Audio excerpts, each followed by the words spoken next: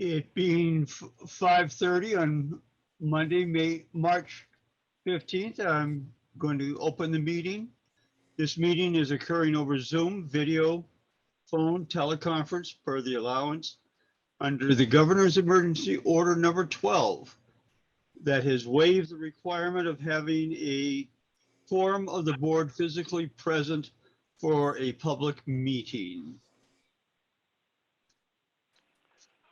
With that, I will call the meeting to order with a roll call.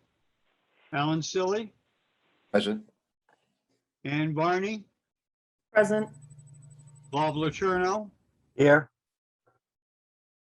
Andy Fitch, Present. Eli Badger is here.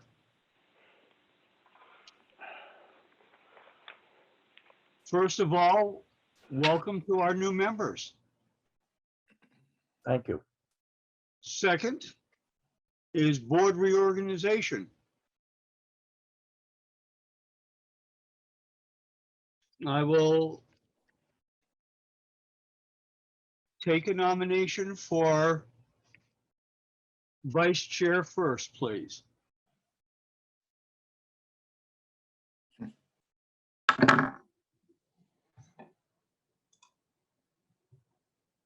No nominations? We'll move on to chair. I'll nominate Eli Badger for chair. Okay, I'll second that. moved and seconded.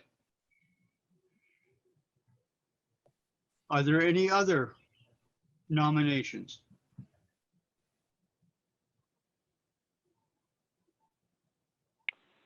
Hearing none.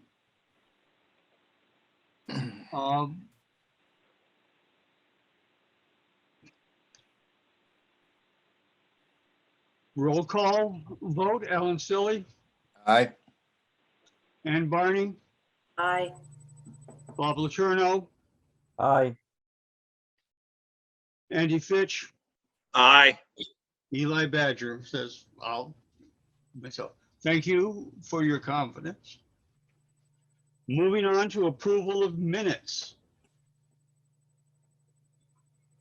Since we have minutes from May 1st.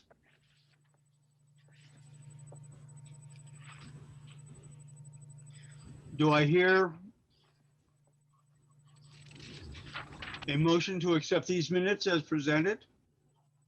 I'll make the Or are there- motion for the March 1st minutes.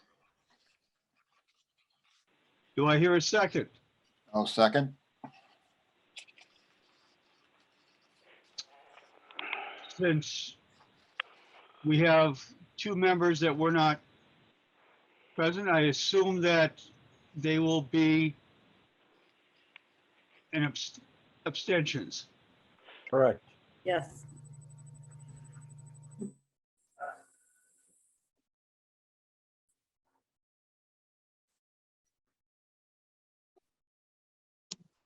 Okay. Eli Badger says yes. I roll call with Alan Silly, Aye. Andy Fitch, Aye. Eli Badger says aye again. Moving on to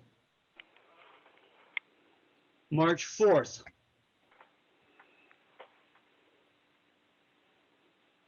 Are there any corrections?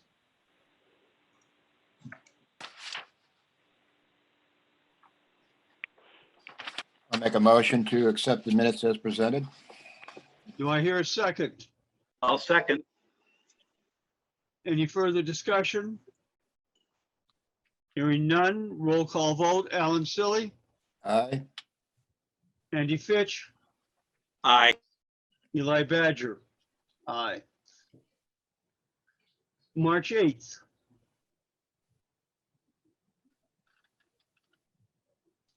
Minutes. I'll Do make I a hear- motion to accept as written. Do I hear a second?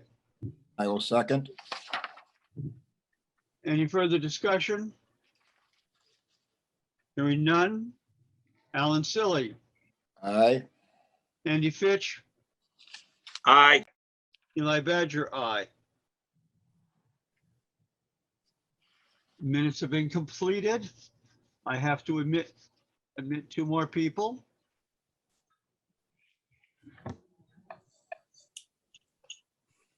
Hi, Eli. Hello. Eli, we still need a vice chair. Okay, I will. Are there any nominations for vice chair? I'll recommend Alan.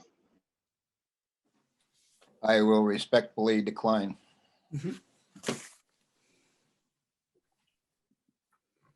Okay, I guess we still need a second. I'm going to nominate Andy Fitch. I will second that. Is there any further discussion?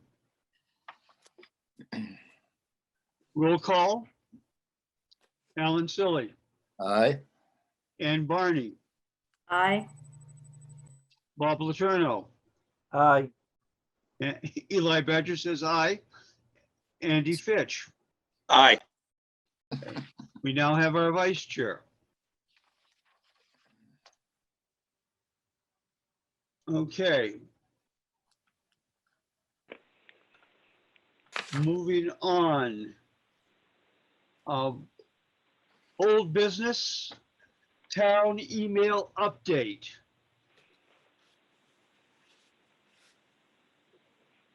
Ms. Newton, where did you go? I'm right here. Sorry, hit the wrong button. Okay, I've been doing some inquiries. I know that there was an interest in moving to Microsoft Outlook. I've spoken with CCS and with NotchNet, getting a lot of conflicting information. I think I sent you the estimate for Microsoft Outlook, which was up. I think you have that in front of you. That was monthly for 28 emails was going to be $154. Now, I sent out to at least Eli, if not everybody else, the current list of email addresses that we have through NotchNet. I know Eli has looked at them. Some can go away, some we're not sure of. That still needs to be vetted. But I think, Eli, you said there were about 40. There are approximately 40 individual emails. That includes all of the commissions, committees, Right. police department. So this cost, assuming it's, the estimate we got was for 28, and it's simply $550 per. So if it's 40 emails, that's a monthly cost of $220, as opposed to NotchNet, where we're paying $52 a month for the 40 email accounts. And then they would charge us an extra $2 for any additional over 40. So there's a difference there. A one-time fee to migrate mailboxes to 365, again, was $100 per unit. So assuming it was 40, it's another $4,000. Now, when I spoke to Veronica, she said there have been improvements to the email. It's not just hoard anymore. I know that the office is set up to go through Outlook. And the email can be set up through any number of different email accounts. I mean, if you have Outlook at home, you can set it up through Outlook. I had set it up originally through Roadrunner, and it was a disaster because I couldn't delete emails off of my iPhone and ended up having to just delete the account. They fixed that problem. So the email account that we have is sort of generic, and some of them go through Roundcube, and some of them go through Horde. But she can configure those emails to a number of different other email servers, one you might particularly have.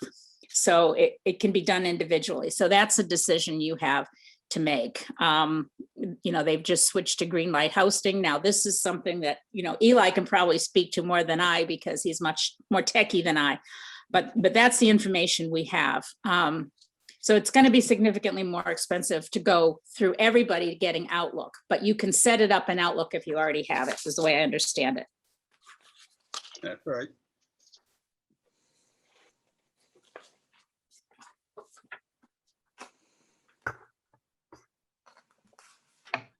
Especially those of you that are on a Microsoft base, Outlook and NotchNet seem to work fairly well together.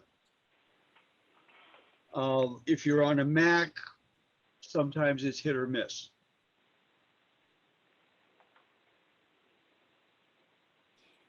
So what Katie LaValle said from CCS was that I had asked her that I'd been told that to use Office 365, where the domain is set up in Microsoft, we'd need certified computers to set that up.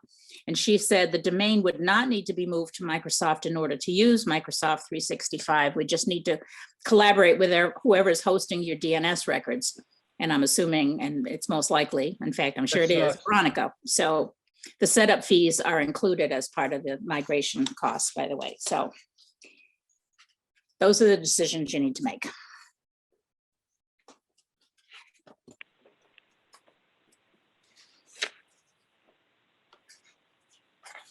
Anybody have an opinion? I have a question. Yes, Mr. Letourneau. So I have Outlook in my desktop here at home. Yes, If I enter this email address, I should be able to get the emails through Outlook. if you go to the Horde setup, there's directions to change it to Outlook. You would assign port numbers. Yeah, NotchNet can help you set it up on Outlook, as I understand it, Bob. Yes. Yeah, we'll just take this up after the meeting someplace else, you know, I'll just Yeah. find out about it. No Okay. problem. Thank you. Because of the significant cost, I recommend we stay where we're at. I'll make that a motion. I'll second that. Do I hear any further discussion on this? If not, roll call. Alan Silly, Aye. Ann Barney, Aye. Bob Letourneau, Aye. Andy Fitch, Aye. Eli Badger says aye. We'll stick with NotchNet. Next item is Newfound plumbing estimate. This is something that we had discussed before, but I know there was some concerns about it. So, you know, we need to approve this. So I've sent you a copy of it. So for the oil-fired boiler tune-up, it's a cost of $440. And for the other work that needs to be done on the boiler, it's another $949.64. Now, Alan, you had concerns about it the last time we discussed this. I think it was questions more than concerns. Okay, I think that in part of our discussion, we had that usually whoever our fuel supplier was would do the maintenance. That was just I believe, one of the questions I had. But I will just kind of add to this at the moment.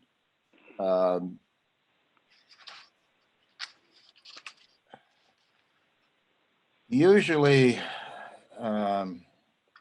tune-ups and maintenance are done in the fall before the heating season. I would hate to kind of do it now and then turn around maybe in 6 months, do this again. But if we do this in the fall, that could be another year and a half. So I'm not sure where I'd like to go with this at the moment. I know So- I guess what I'm saying is, as far as I know right now, everything is working fine. I could be wrong there. I don't have any other information to say otherwise. Well, I know the town manager's office is warm. You had another thing, Alan? No, I just remember that when they did the original work, they found some deficiencies in valves and Yes. whatnot, and yes, those should be addressed. But I do believe that maybe we should wait for the fall to do this whole package, so to speak. Would be to Or at our, least late summer. yes. But that's just kind of where I'm coming from at the moment. I kind of disagree with that. I think we ought to do the repairs, which is the $949. I agree, we should put the tune-up off until this fall.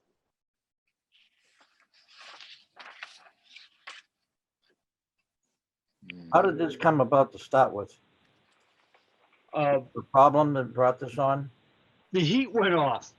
Okay, that's important. So people rushed around. Newfound Plumbing was the only place that was available to get anybody to come out and fix it. They get us up and running. And then Charlie Smith asked them what else was going on, and they gave us an estimate. I have two hands up. We'll start with Miss Loud. Thank you. I know that the boilers, because of the town's insurance, are inspected every year. I found this out through the Department of Labor with the library, that the Scribner building's boiler was inspected, because I didn't know about it, but we found out about it. We got it inspected, et cetera, et cetera. And in speaking with Charlie, my point is that the boiler should have been inspected back in September.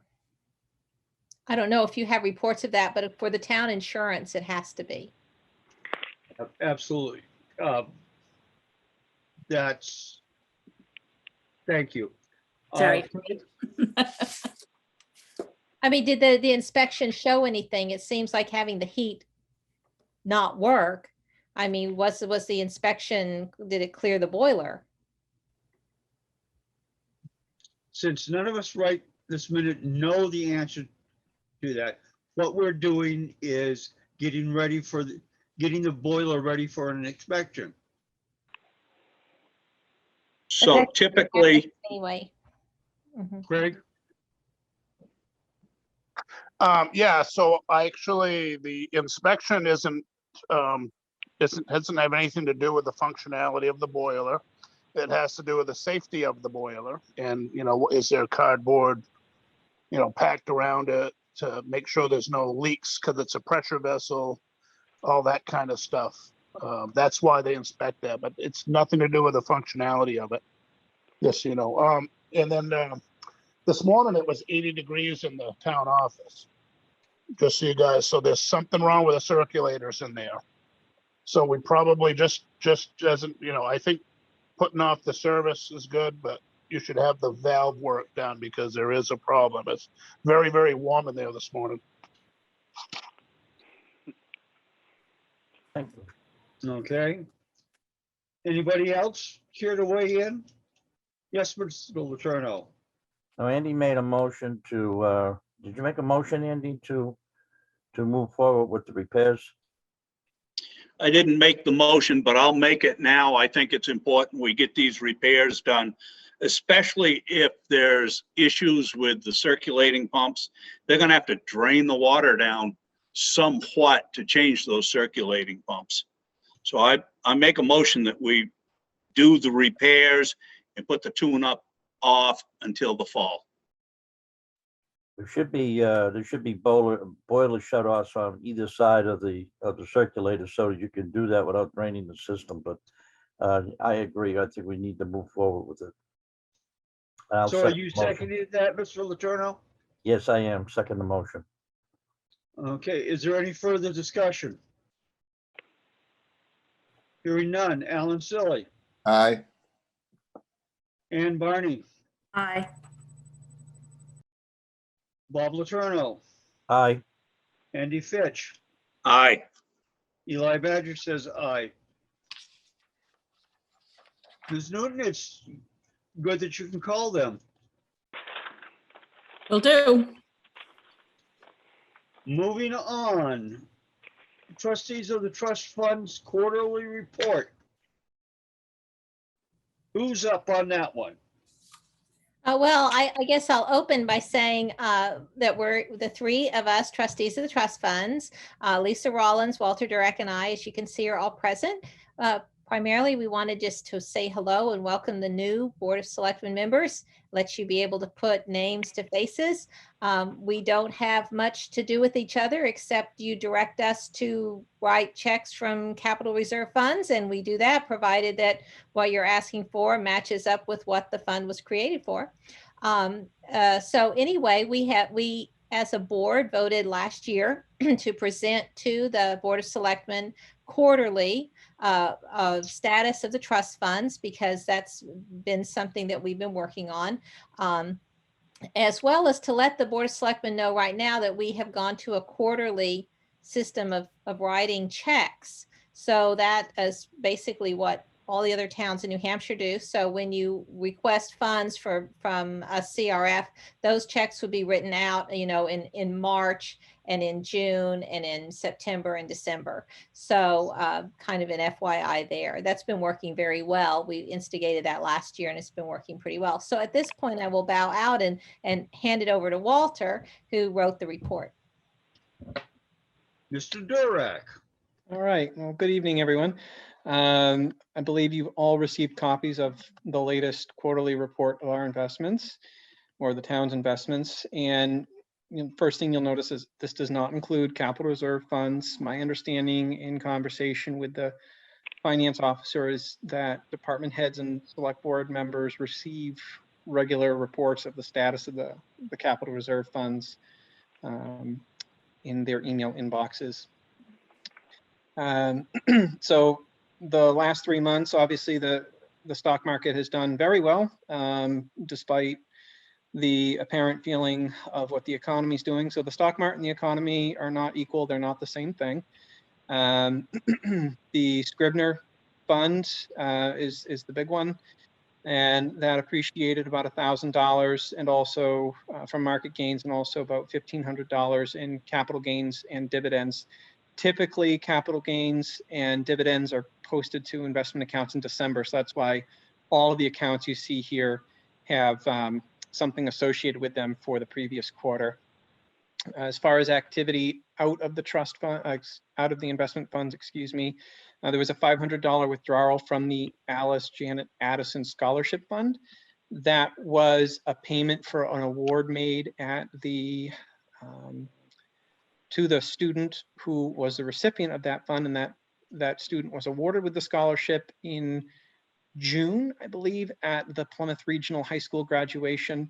And the student completed the requirements by turning in their grades from their first semester in college.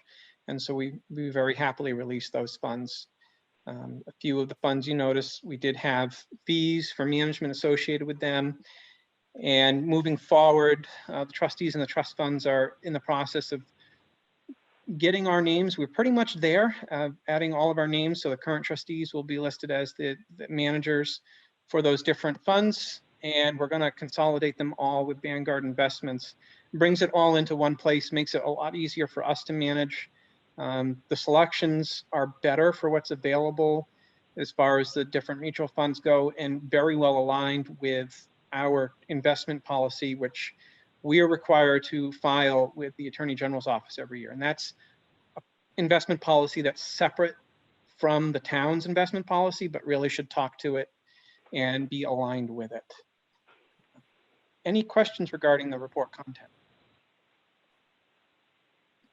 Walter, it looks like you're on the right track.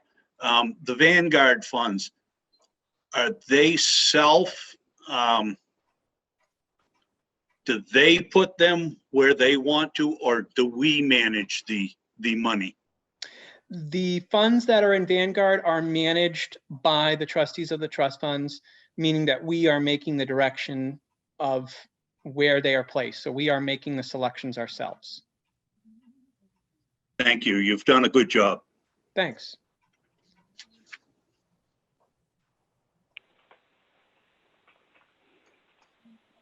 Well, All if right. there's no other questions, I can say that our next trustee of the trust funds meeting is on March 22nd. So it's this coming Monday. And I believe that we are going to be signing some checks. I've been talking with Catherine Davis about some CRFs that are going to need to be signed out on Monday. So.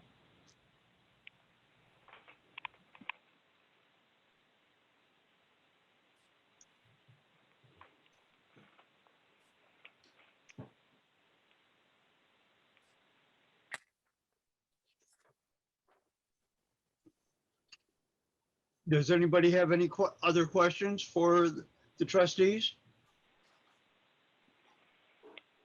Any more comments from the trustees?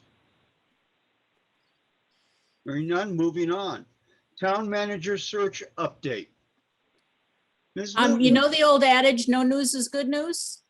Hope that's true. Just to update new members of the board, we have contracted this out to MRI, Municipal Resources. And the update that they provided us as of March 2nd was that they've received resumes from 28 candidates. And the resumes were from 15 different states. And I won't go into all of that, but MRI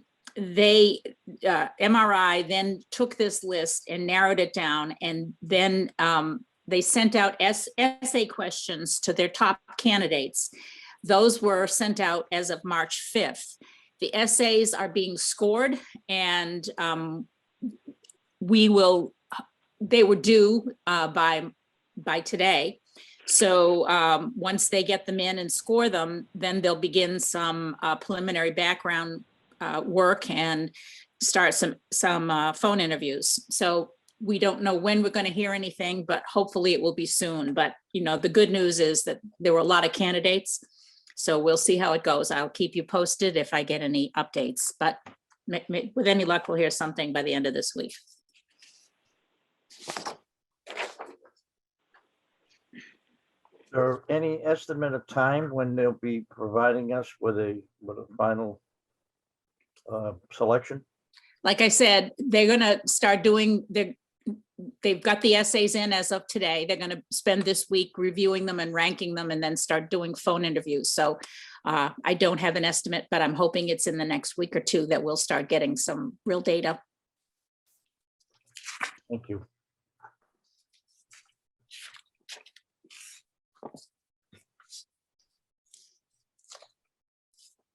Anybody have any other questions for Ms. Newton?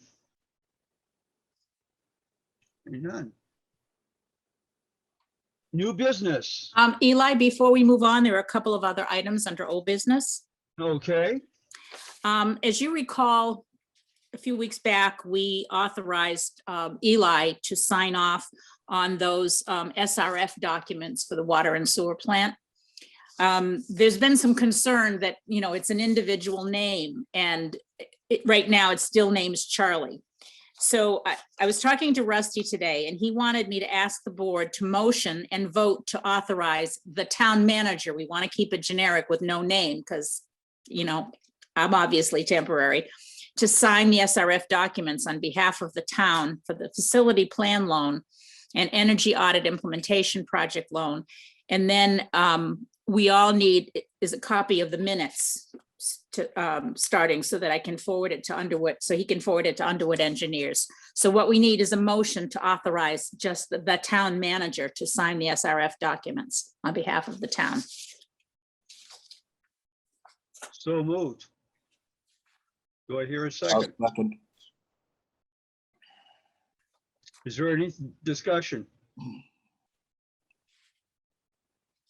Hearing none. Roll call vote, Alan Silly, Aye. Ann Barney, Aye. Robert Letourneau, Aye. Andy Fitch, Aye. Eli Badger says aye. The next item was something we have discussed in the past, and that is some job postings. I sent to you some job descriptions that Catherine has created. So we want to have a few minutes to discuss those job descriptions and see if there's, any discussion, any concerns, whether they should be posted, but I think we should take some time and do that. Catherine, you have any comments you want to add to that? So I came up with the two job descriptions that the previous board had authorized me to come up with. I think, I know we had talked about for at least the utilities clerk, whether that would be 3/4 time, full-time, part-time. So I think the next step in going to the job posting is just getting the ranges on pay. And if it's going to be a part-time job or a full-time job with benefits, we'll get a different pool of candidates. For the new members of the board, we did have some candidates that I think would be, strong candidates for a utilities clerk position that applied for the finance assistant position when we posted for that job. It's just a matter of whether they're still in the market and looking for work, or if they've moved on or are going to stay where they are. So that's really that's all I have to say. And any additional guidance from the board we can use to come up with the actual job posting.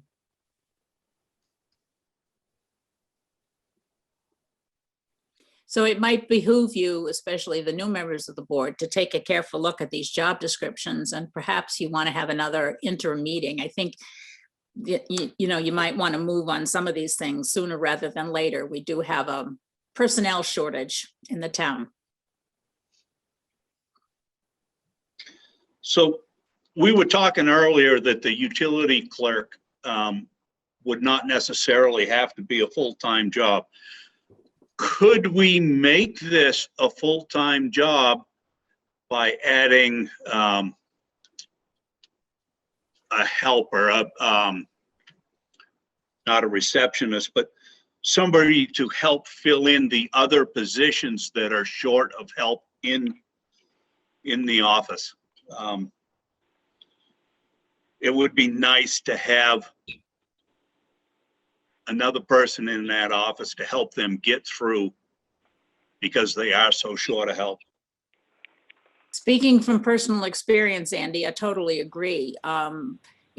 With our town clerk being out and our deputy town clerk, is not there all the time, we find, our utilities finance person having to go to the window when it's not her business, and it would be nice to have somebody whose job it was to take care of a lot of those issues, as well as helping out with utilities. We are really short-staffed. I would think that a part administrative assistant, part utility clerk would work.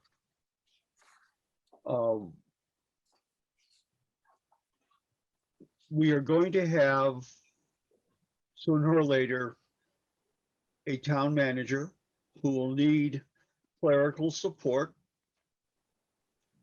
And we still need someone to help during the crunch times of billing for the utilities.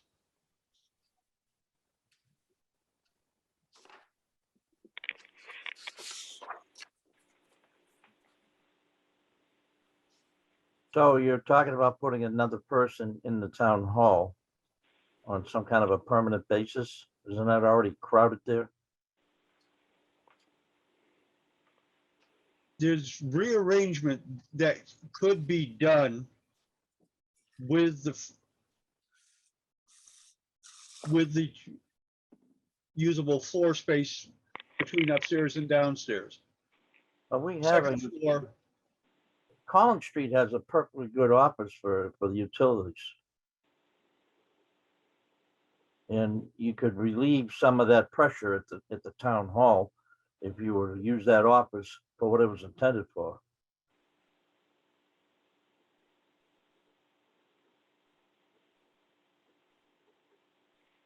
I see a safety issue with that. If you were to do You that, have one person down there all the time by themselves. I don't think that's a good solution. There are other solutions that could make the Collins Street office work good, but I don't believe moving utility back there is the right move. well, I would assume that if we were gonna hire a part-time person to help out the person who was doing utility billing, that they would both be down there at Collins Street. That's why I was questioning the idea of using this person as a all-around person to cross-train for everything. So Yes, but they're only going to be there part-time, Bob. They're going to be in the main office the rest of the time. We do have some other options, and we can discuss it at another meeting. Okay, Chief? You I have was your just hand gonna up. say, yeah, just in reference to the space at the town office, Charlie and I had been working on the preliminary plans to try to move the police department down towards the utilities building. It had been brought up a number of times over the last several years in an attempt to get all the utilities and all of the clerical personnel down to the town office. I know it's a long-term plan, but that was a plan for the utilities office, was to move the PD down that way.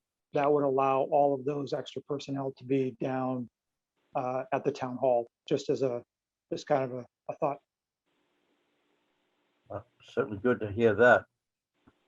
I didn't know anything about that.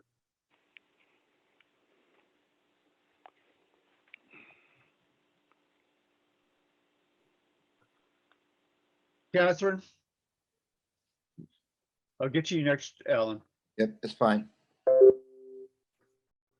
The only other thing I wanted to bring up was, recently we've also done a restructuring of, the utilities position, being that it's a part of the finance department. It's overseen by the finance department.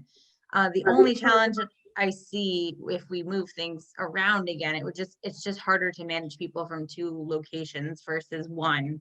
Myself, the finance and HR always works very closely with the town manager, so it wouldn't really be appropriate to move me down to 6 Collins Street. So that's the only other additional piece of information that I just wanted to bring up. Alan? I think the question has to be backed up a little bit, whether it's going to be a full-time or a part-time position before we can even talk about where these people might be.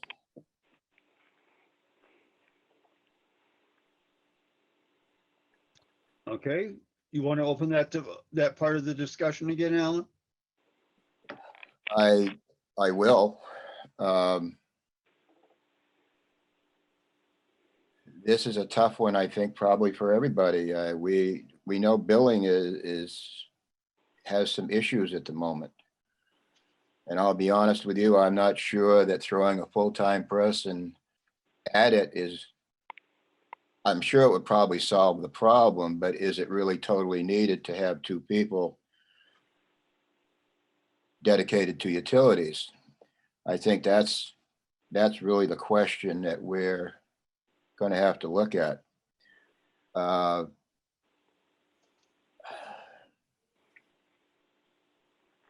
I would say that a lot of changes have to be made in the billing system, which might allow a person and a half to be able to do the job. But at the moment, the way it stands, that's not going to happen. So I'm looking at a full-time position for utilities to deal with billing. Ladies and gentlemen, I think this is going to become a lengthier conversation. I agree. And I think that we should table this to a actual work session, with this being just the topic on that work session. I would agree. Thank you. I would agree also, but I think it needs to be done very timely. The people in town are really upset over their utility bills not being processed correctly. I understand, and one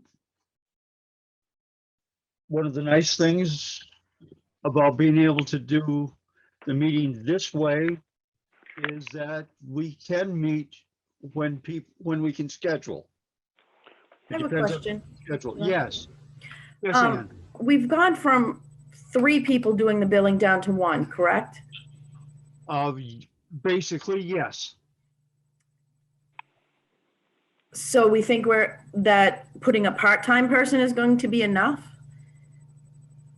I mean, I kind of feel like we need a full-time person in there. And I like us going forward and not tabling things. I feel like we table a lot of stuff. And I'd just like to get things going forward. Okay. Craig, Well, I just want to let you guys know, with the help of Andrew, he was able in a matter of hours to complete the routes for the handheld devices. Where it was taking forever with the other guys. So I'm pretty confident if everything gets uploaded within the next week, we're going to be able to use those handhelds. So that means all of this will go into the computer with zero data entry. They'll be plugged in and uploaded. So all that time it takes to do the data entry will go away. So I Right. just wanted to give you guys that update. Craig, has the interface been done with AbleSoft? Yeah, in fact, I think 4 routes have been uploaded in the handhelds so far. And we were waiting for the other books to be done. But I was able to get Andrew to help us do that. He did it, you know, he's a computer wizard. So he did it. He didn't have to do it by hand. He did it via computers with spreadsheets and stuff much quicker than you could have done it by hand. So all we have to do is get Yolanda to program those other 4 books into the handhelds. And the guys will be able to go out and plug these numbers in to the handhelds. And then all she's got to do is plug the handhelds into the computer. And then it'll go right into Able software. So that was the final piece we were waiting for, was actually the routes to be programmed into the handhelds. So that has been done, and we're ready to try them out next month. So that'll eliminate a tremendous amount of data entry. As you guys are aware, there's, you know, that's all done by hand right now.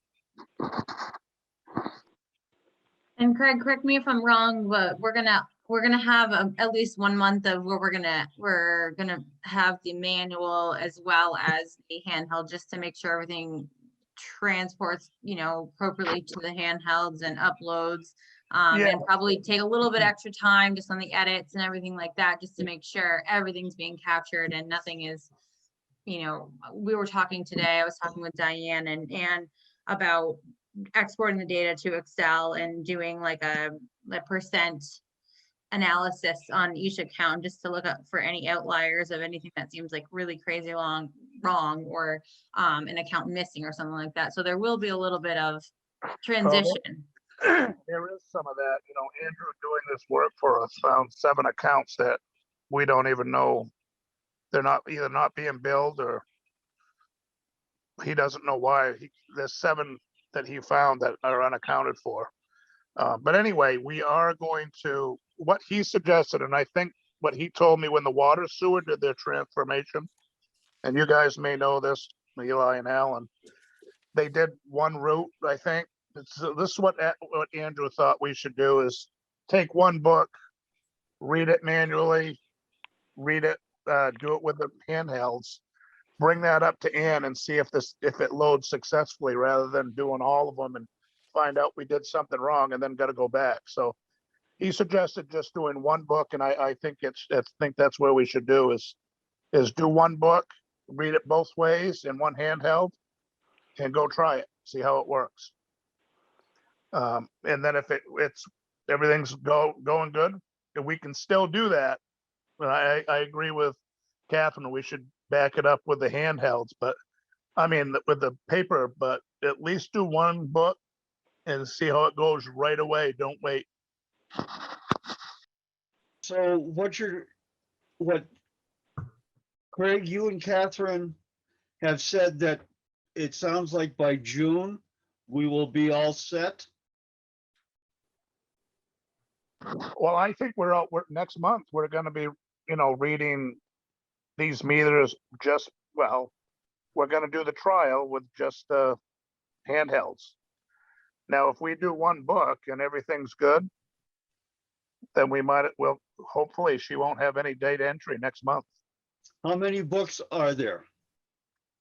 There's 8 books, but a couple of the books are quite extensive, like they're the equivalent of 2 books each. Yeah, there's 12 altogether physical. So there's like 12 or something like that. But some of them are bigger, some of them are smaller. But it's all done. We're ready to use them. Thankfully, I mean, we got it for next month. So if you just cut her. I don't know how long it takes her. I think days just to do the data entry on it. Yeah. So Okay.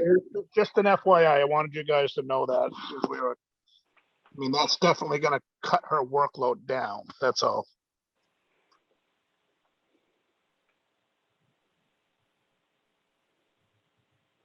Okay, well, that's information will be very handy when we sit down and figure this out for a part-time or full-time position. Yeah.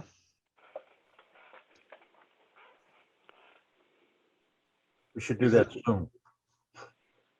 I think one of the things to consider with that too is how often do you want that window open for cash receipt payments?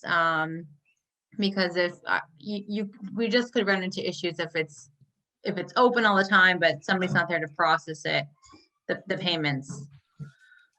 And part of also for the newer members of the board, part of this position was to address the 2019 audit finding, just segregate the duties where one person shouldn't have full-blown access to and processing every step of the utilities billing and collection process. So the idea was to separate the billing and the cash receipt collections and postings.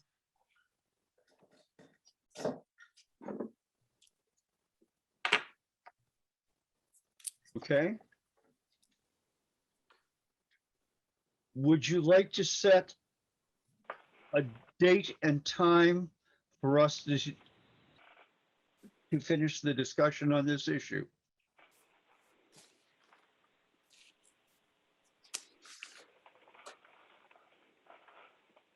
Talking to me? Anybody?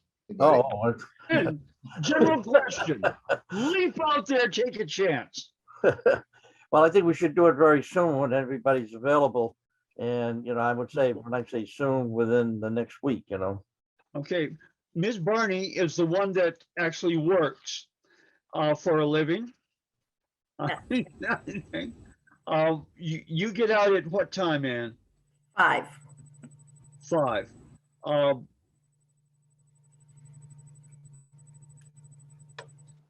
What day would be best for you? Any day as long as it's after 5 is fine. This week I have 2 meetings of Thursday and Friday. But any other day of the week, including into next, I'm free most any time. So I'm the least of the worries right now. It depends upon your schedules, ladies and gentlemen. Wednesday is the only day I can't make it. Shall we Bob, you have a preference? As long as it's next week, I'm pretty well tied up this week, but next How week. about how about Tuesday? How about Tuesday at 5:30? Tuesday at 5:30 sounds great. How about you, Alan? I'm looking at my calendar.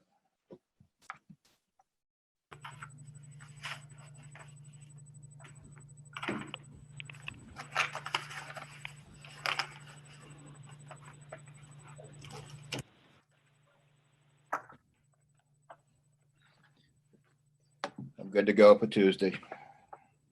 Okay, Tuesday at 5:30 then. So we're talking March 23rd? If that's Tuesday, That's Tuesday. Okay, I will set it up.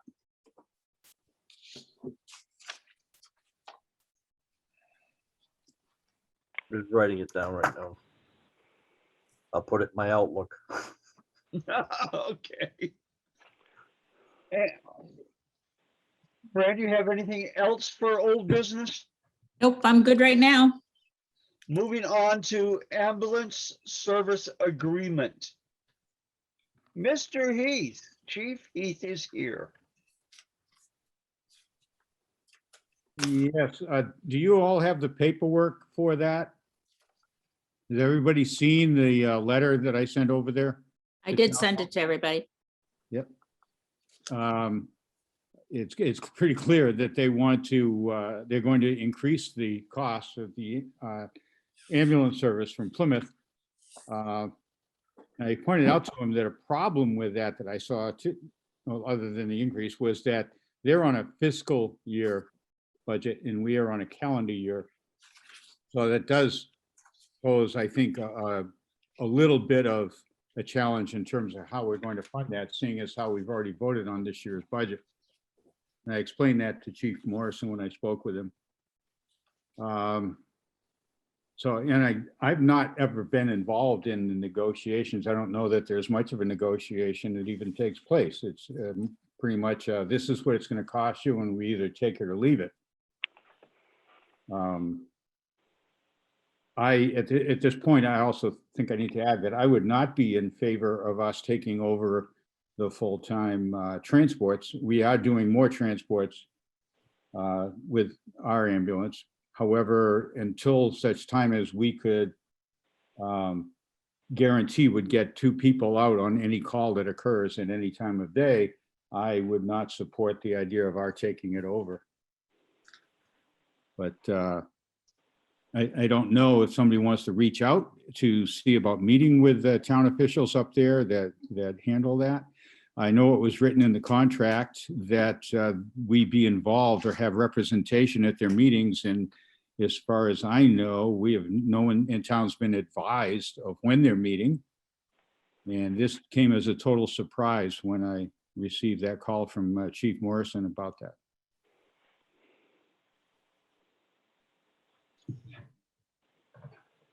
Chief, do we have another option? Is there another ambulance company we could contract with?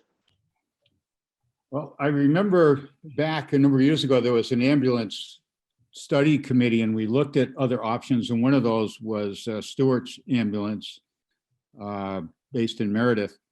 And the committee came to the conclusion that the cost of putting one of their ambulances in town with a crew and everything was going to be extremely expensive, way beyond what we're paying Plymouth.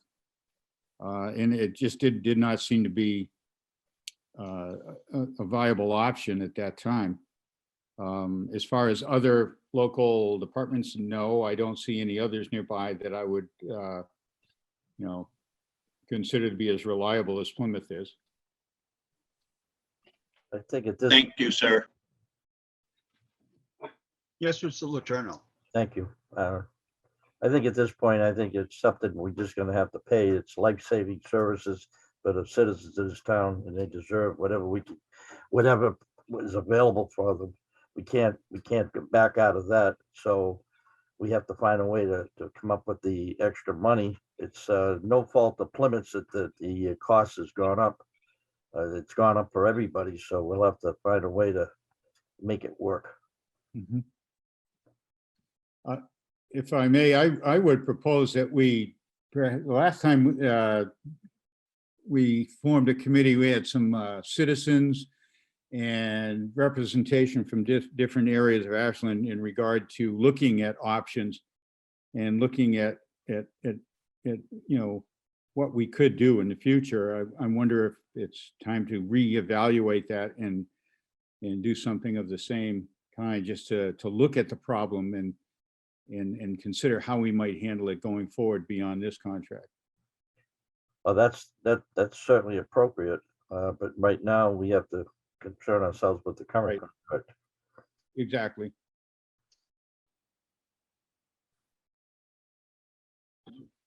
So, ladies and gentlemen, do I hear a motion? I move that we move forward with it. It's been moved. Do I hear a second?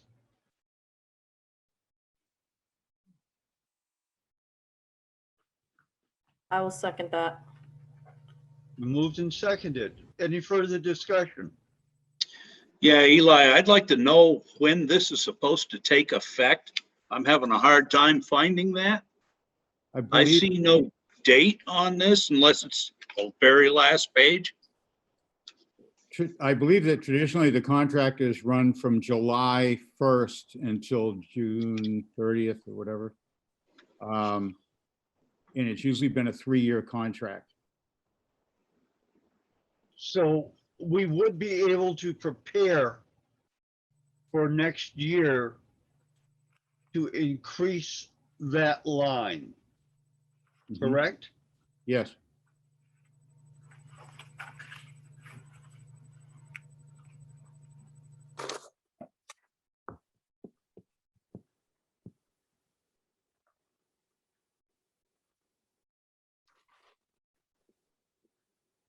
Is there any further discussion?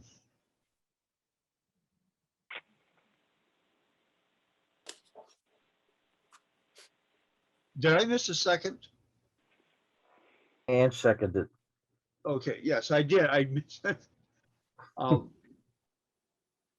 Mr. Silly,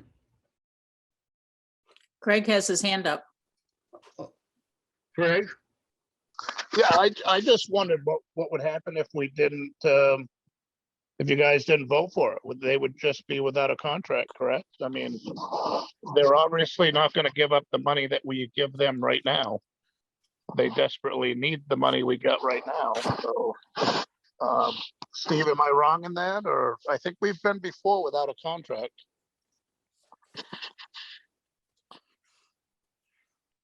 I'm not sure what you're thinking. Well, I believe we've I'm had just- contract ever since I have been chief. We've had a constant contract that's renewed every 3 years. Right, but I think at one time, we didn't have a contract for a few years and just because we never signed it. we They're gonna paid come per no matter diem. what, right? I do not know. In fact, this is the first time that any contract proposal has actually come through the fire department. Usually it just goes to town hall and gets taken care of over there, and the department has not previously ever had any input into it or anything. So I don't know.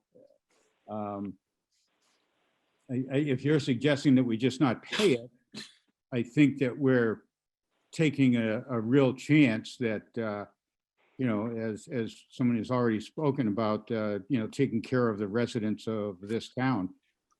We, as it is now, I'm not confident that we can get an ambulance out 24 hours a day, 7 days a week. No, I'm just, as far as the contract goes, pay the bill. But, it would be just, we wouldn't have a contract for the, for half a year, right? And then once we get funding for it, not that we can't, pay for it ultimately, but I just wondered what if we didn't sign it, it would be just like somebody, a union that didn't have a contract. The I mean, services I would think it's still slightly have different, Craig. I have think, a contract.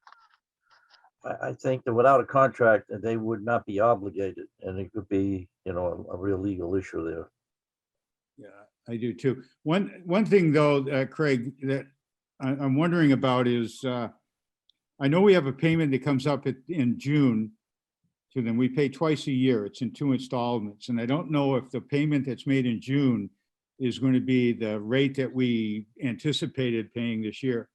As it was, it's gone up like 1% a year. And I believe that's what I proposed in the budget for this year. And, you know, obviously now and as I said, I had conversation with Chief Morrison, and he realizes now that, you know, we're in a tough spot because we've already set our budget for the next year. But I can call and find out tomorrow perhaps that whether or not this one of the 2 payments we have this year is at last year's rate, or you know what, because the contract doesn't run out till end of June. Alan? Question for Chief Peeve. Hmm. How did we have a shortfall of $48,000? We didn't. Well, I think that what it stated the Ashland shortfall was 48,000 and change. and I don't know if that's for 1 year or the full life of the 3-year contract, Alan. But what he's referring to is the volume of ambulance billing that went unpaid by the users of the system. I guessed as much, but that's huge. It is.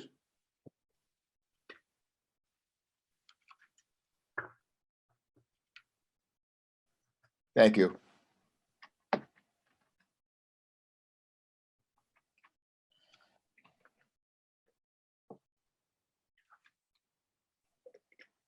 Well, we still have a motion on the floor. Are we through discussing? So reading this contract, that is a little bit further, Eli. It says that there are 4 quarterly payments, Yes, installments, not twice a year, but 4 times. it's for, the first one's payable July 1st, then October Right, 1st. January, then April. And then April, we will be into a new budget. It'll be the new budget year. Right. If I may, I think in the past it has been 2. I think if it's 4, it's something new in the contract. And And I believe it commences July 1st. it's payable by July 1st. Right, so, yeah. I can try to get that clarified tomorrow, but again, as I said, we've never been involved. The fire department itself's never been involved in negotiations or anything for the contract. It's, Chief Heath, it's part of your budget. I Mhm. don't see why you shouldn't be involved. Okay, no, I'm not saying I don't want to be. I'm just saying that we historically have not been. But I am more than willing to call and get answers to some of these questions.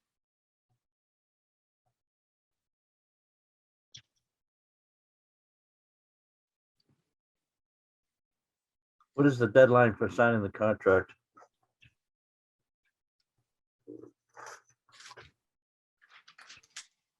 No.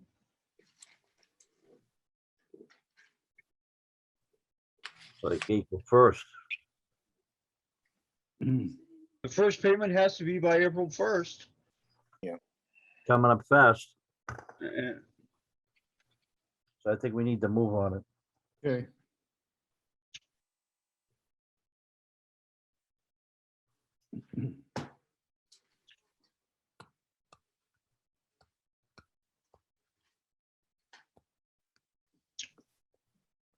So we have a motion on the floor to enter into this contract. We, Move the question. Alan Silly, Aye. Ann Barney, Aye. Bob Laterno, Aye. Andy Fitch, Aye. Eli Badger says aye. Just for clarification, the current contract has space for signatures by the selectmen. Do you want to leave it that way or move it to a town manager signature? Well,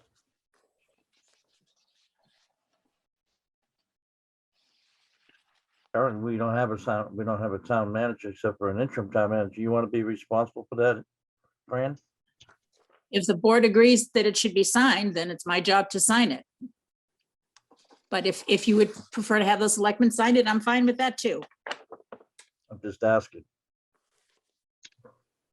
well, we have already approved, the board has already approved it.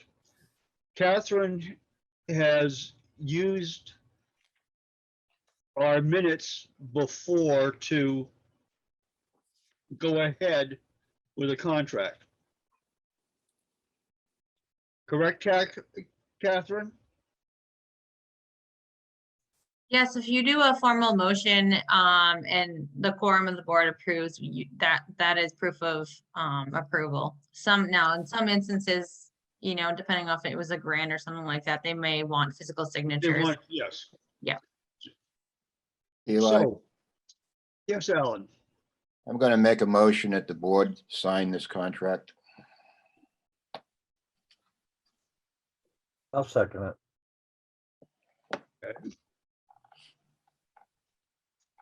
Alan Silly, Aye. Ann Barney, Aye. Bob Letourneau, Aye. Alan Fitch, Andy Andy Fitch, Fitch. aye. Eli Badger says aye. All right, thank you. Have us ready for us to sign it this week.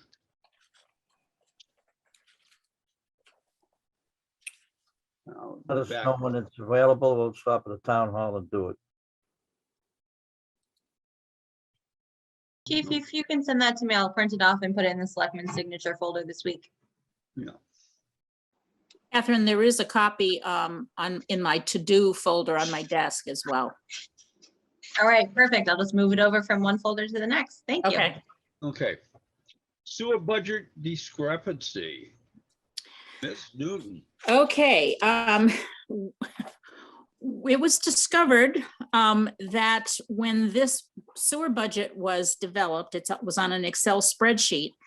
There's a formula at the bottom that totals up the column. And when our consultant came in, he discovered that the very last line on the budget committee, well, all of those, the last line of the sewer debt service interest, the amount of $32,690 was not included in that formula. So that bottom line, $496,991 is short by $32,690. So that's what went to the warrant. However, in addition, there was a typo in the warrant. And you see the thing that is circled where it's $1,184 for sewer miscellaneous. That was a typo.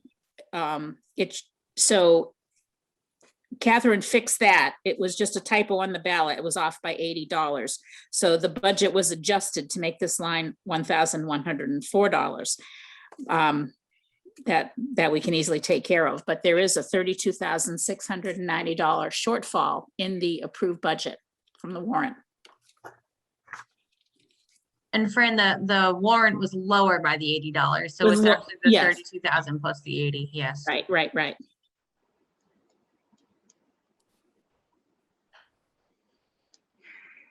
At this point in time, what are our options?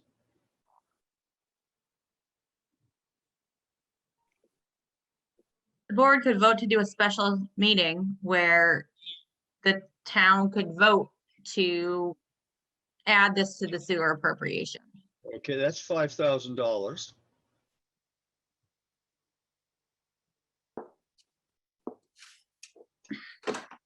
Has Mr. Cross been notified? Yes.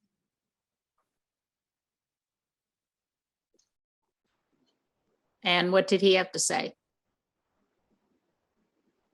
Is he actually at this meeting? I told him that this would be something that would be discussed.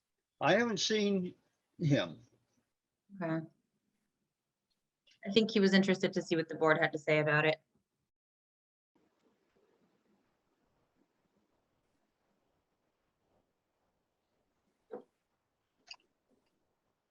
Well,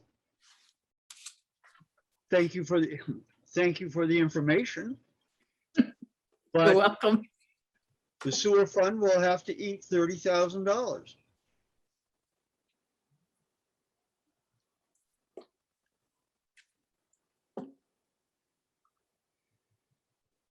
We can't, even though it's an enterprise and they have their own checkbook, they're not funded by taxes.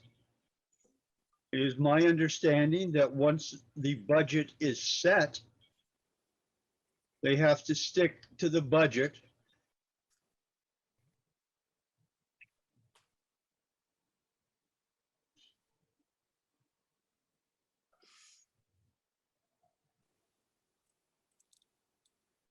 Just as everybody else does. Have we,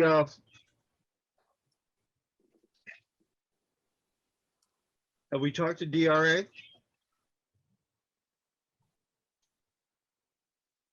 Or,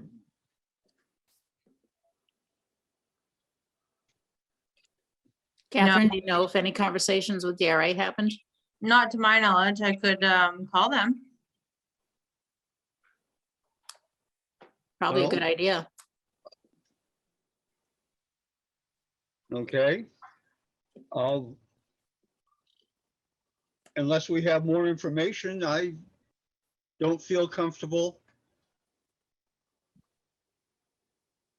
with this, with making any other decision that the sewer department has to live with it. Well, our budgets are bottom line, correct?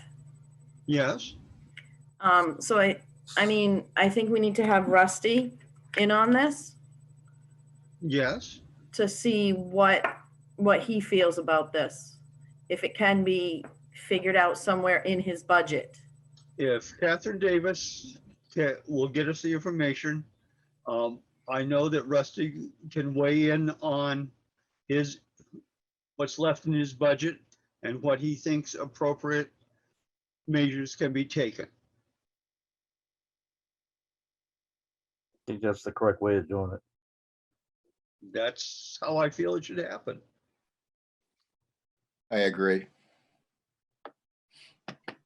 No, the consensus is we get more information and we get it worked out. He's gonna have to find a way to trim his budget. Yeah, He's responsible for it.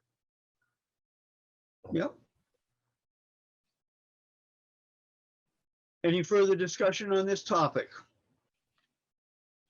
Hearing none. Lusky's periodic review.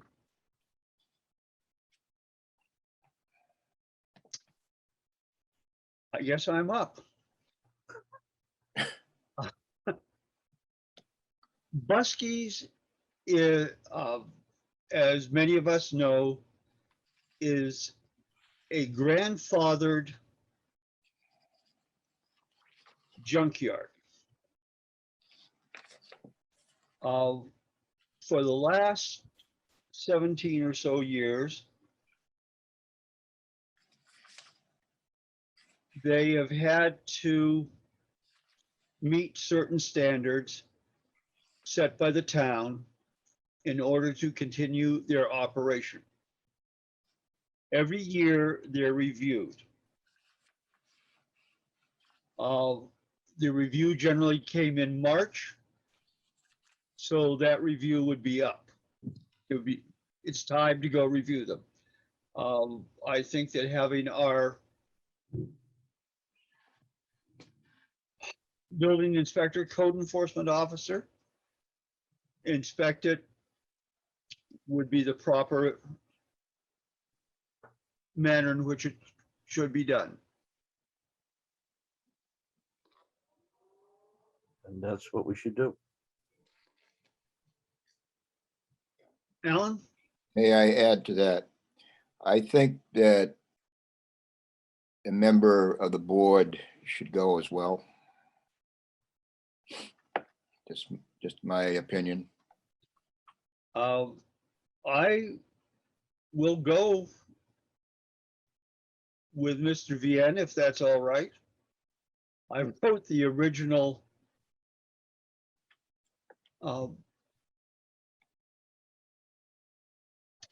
conditions. And I can follow up with Scott. If I'm correct, Unless somebody else wants to go. Going once, going twice. I'm it. I guess you're going. thank you. I guess I'm going. Wait a Okay. minute. Squam River Hydro. This is just an FYI.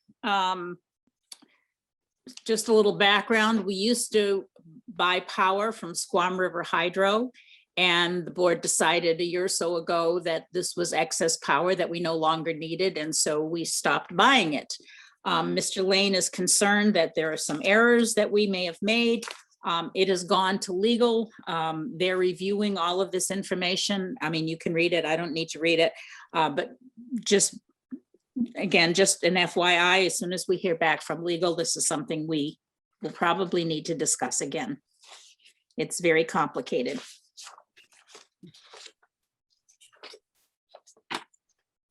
But Fran, tell me, what you know about the agreement that was made previously? I don't. It was made long before I got involved in the board, but we were buying power from him for quite some time. And then we realized that this was power that we really didn't need. It was excess power.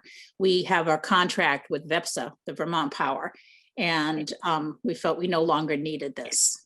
And it was a contract at will, as I understand it. Eli, is that correct? Yes, it was. Some of the background is that we were paying Squam Hydro more for their power than we were paying VEPSA. Since it was not being used, we sold it, we got to sell it for about half. It was costing us 8 cents a kilowatt hour, and we got to sell it at market value at about 4 cents a kilowatt hour.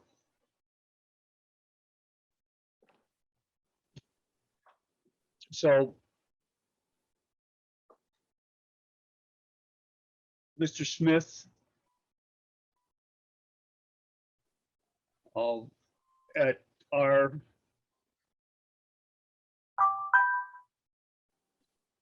That's me, I'm sorry. okay. Mr. Smith brought it to us. We discussed it, and we felt that we shouldn't be losing money on the deal. Bottom line, we were losing money on this deal.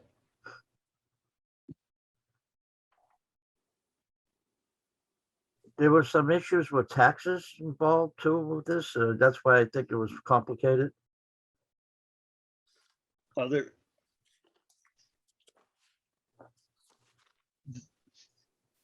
Squam Hydro, I believe, along with the rest of Andrew Lane's property, have an issue with taxes. Okay.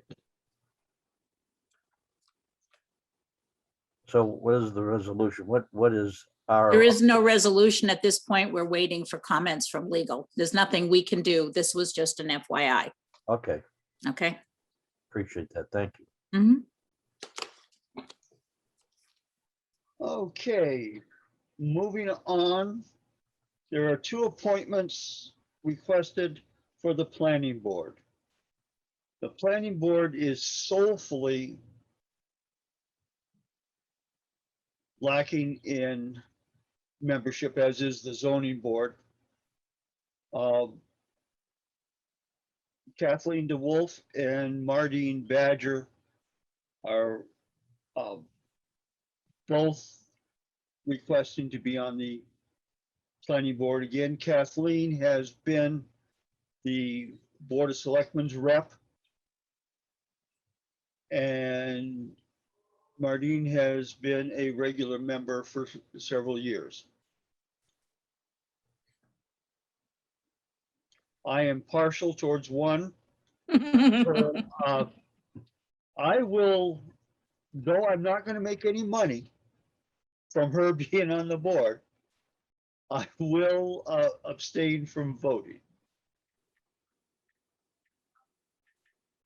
So do you want to bring those up separately or together? We'll start with Kathleen Dewolfe. She has sent us a letter. She has a couple of people who have given statements on that, which I think you all have and hopefully have read. If there are any questions that you want to talk to Mr. Wolf about, she is available tonight.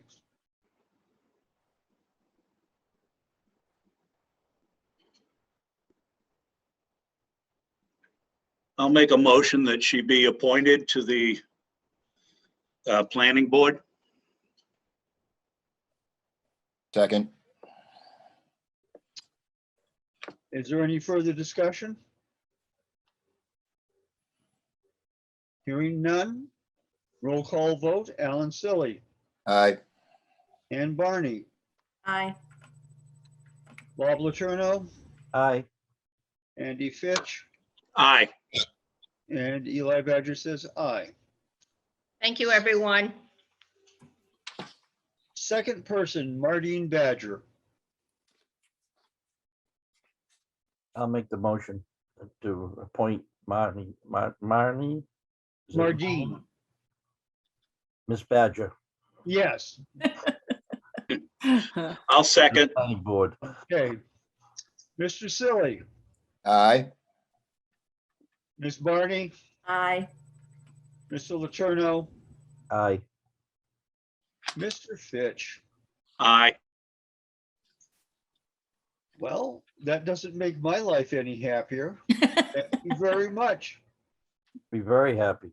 You're Otherwise, welcome, Eli. it would blame you if she didn't get in. I will get even with all of you somehow. Next up, we have the Ashland Garden Club permit. And this is the question of whether they should be having to have a permit or what.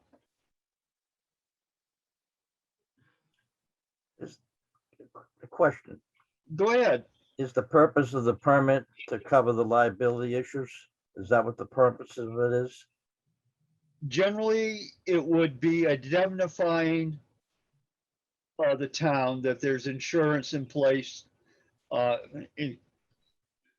Since it's not a town, since it's not a town governmental function, it would be to make sure that there was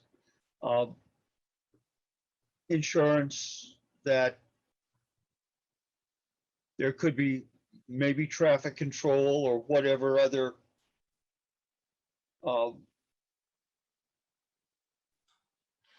restrictions we put on it.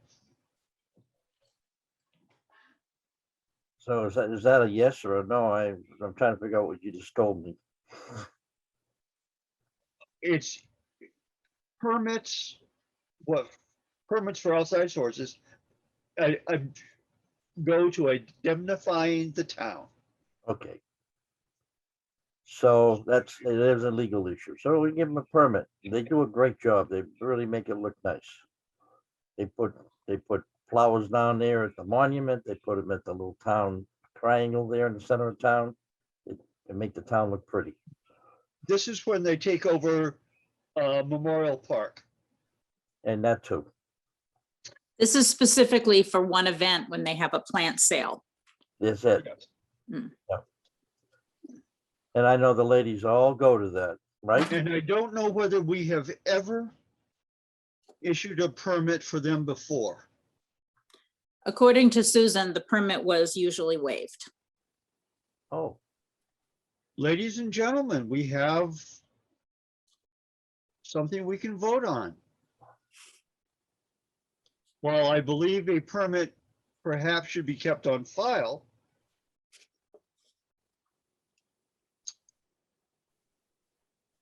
we could waive the fee.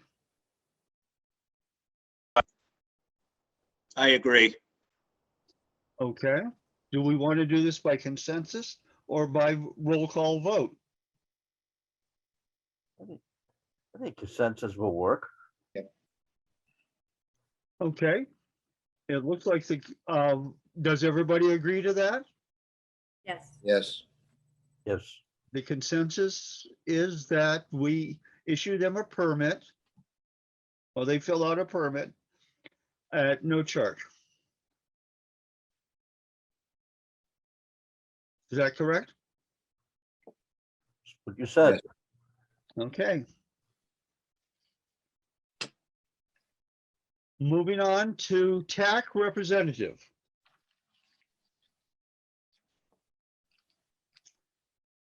Does anybody want to know about the TAC committee? I do. I want to know about it. I don't know Okay, what it is. it's, oh, let's make our interim town manager tell us about it. The Because TAC because is a we know somebody. Yeah, Dave used to do it. The TAC is Transportation Alternative Committee. It's part of LRPC. We have traditionally had representatives from the town. As I said, Dave did it for several years. It's a really important committee. Last year, we asked Charlie to take that role over, and we asked Craig to also do it. The attendees at the TAC meeting are often town administrators, town managers, DPW directors, and so forth. There's a tremendous amount of useful information that comes out at these meetings, as well as help that you can get from LRPC. It's incredibly valuable. It's led to a lot of good things for us and a lot of information. So I strongly recommend we have a couple of representatives. And as I said, it should be the new town manager, possibly, and our DPW director. Those are the most logical people to go attend the meeting and bring it back to the town. But if they're, well, we don't have a town manager yet. I don't think I'm going to be taking that role, but I guess, I don't know if Craig's still on, but Craig, have you gone to any of the meetings?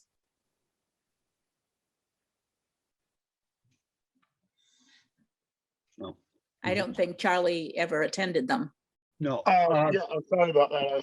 My phone was actually locked up, but Okay. I have been to a few of them. Okay. There was not one single public works director there other than me. Okay.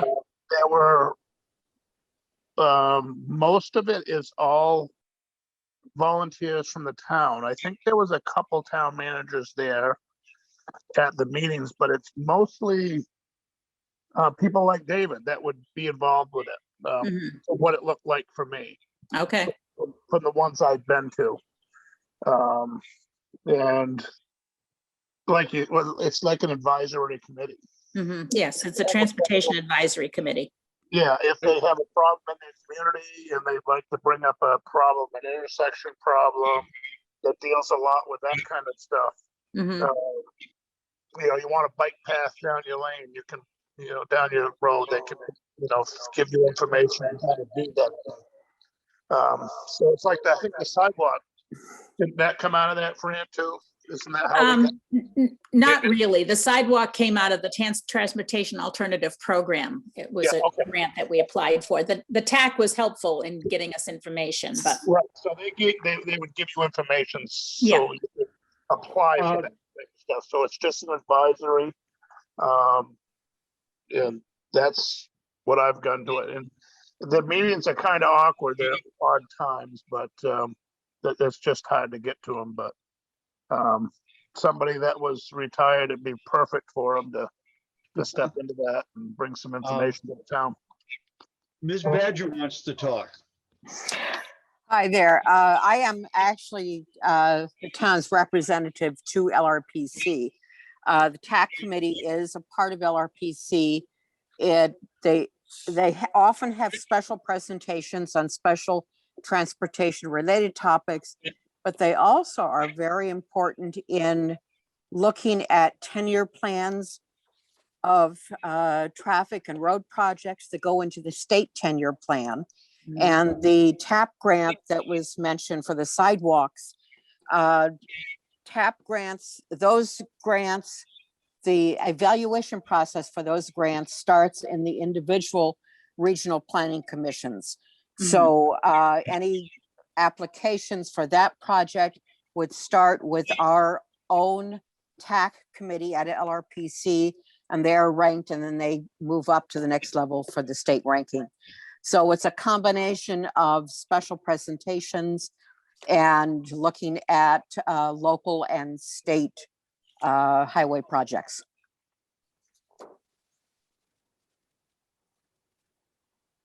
I actually was on the TAC committee before David.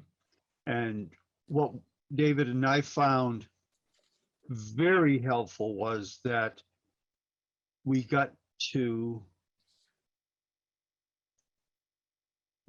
well, we got to meet a lot of people that helped us out in the various things that we've done. And yes, the our TAP grant for the sidewalk was through there, but we also got to network quite a bit. We went from a town that historically had no representation to a town that in 3 years had got funding from the state because of the TAC.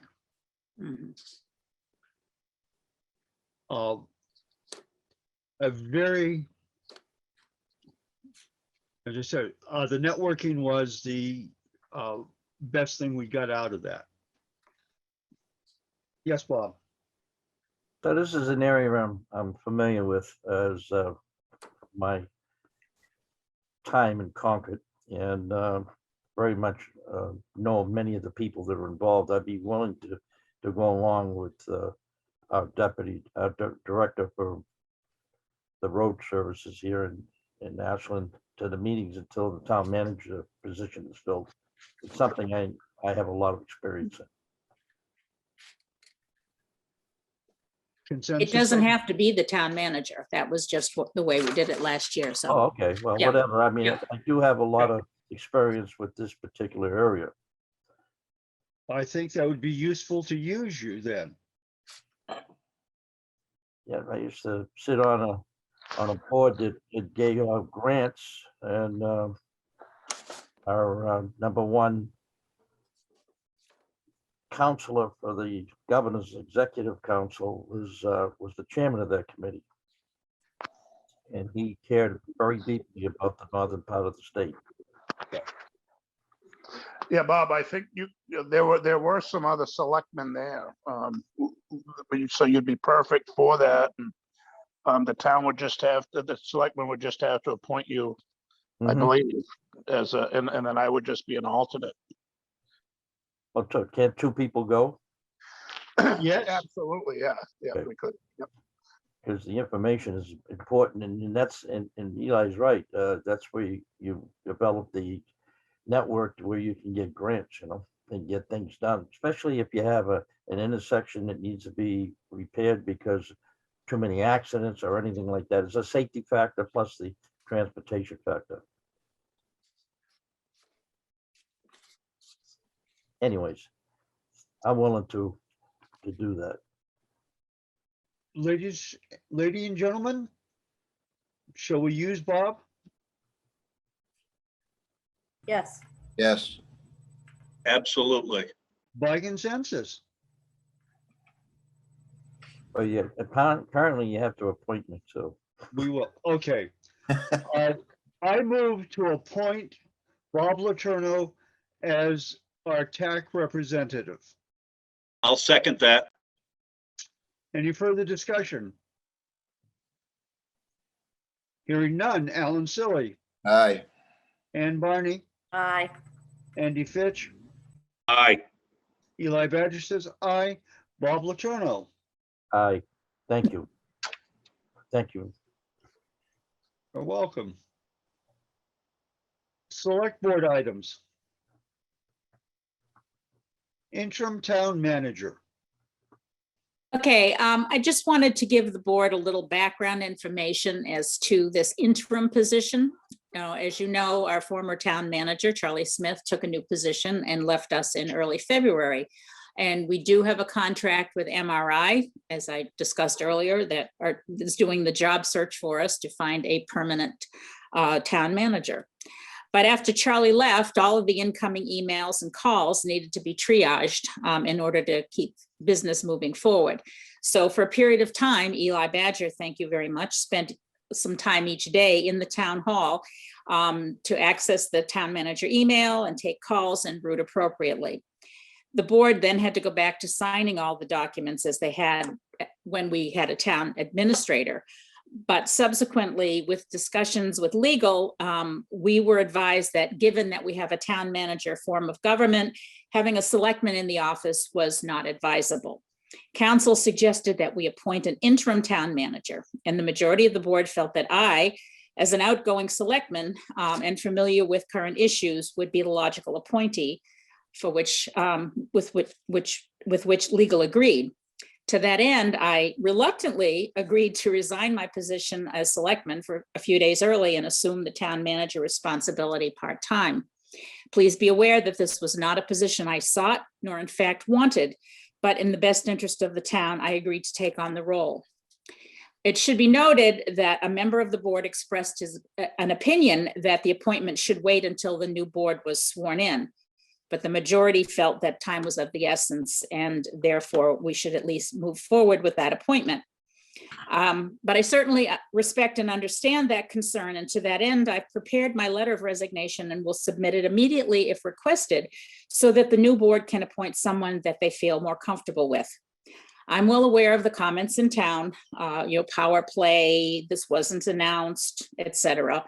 Doesn't concern me, but because I know how the rumor mills in small towns. However, I do serve at the pleasure of the board and therefore respect the decision of the board if they want to move forward.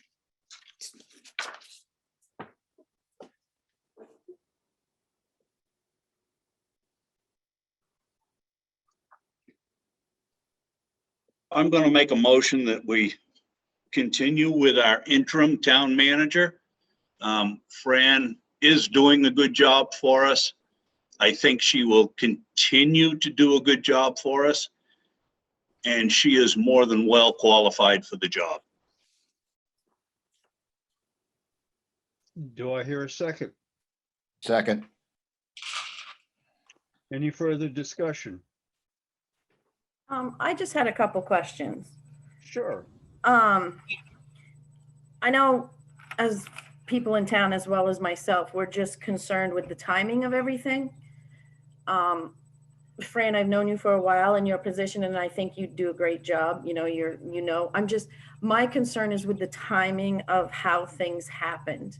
And I didn't know if you wanted to speak to that or people that were on the board before, just to kind of alleviate some of the confusion and questions that are going on.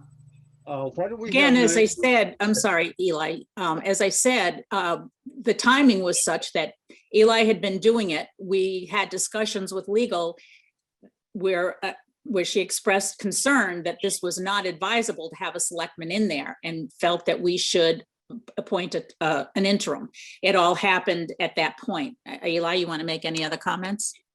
I'd rather have Naomi Butterfield. Naomi? Is our town lawyer Right.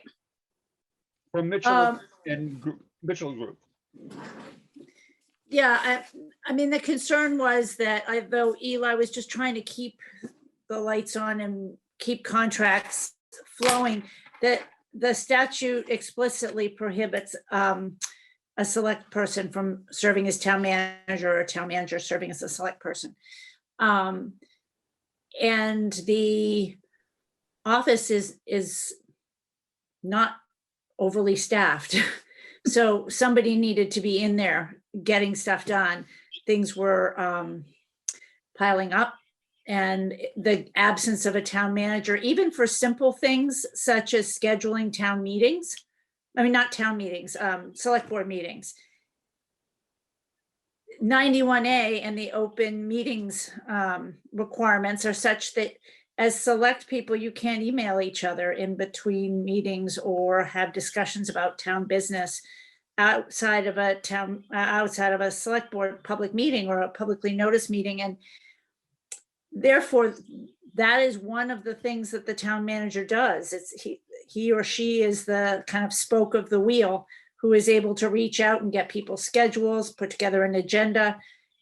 And that really, even though it hadn't been excessively long since Charlie had left, was potentially problematic. So I think Fran has summed up sort of what the consensus and the discussion at that meeting had been.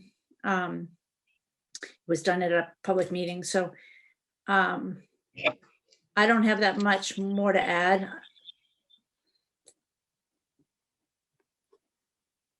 If you have a question, I'm happy to try and answer it, but.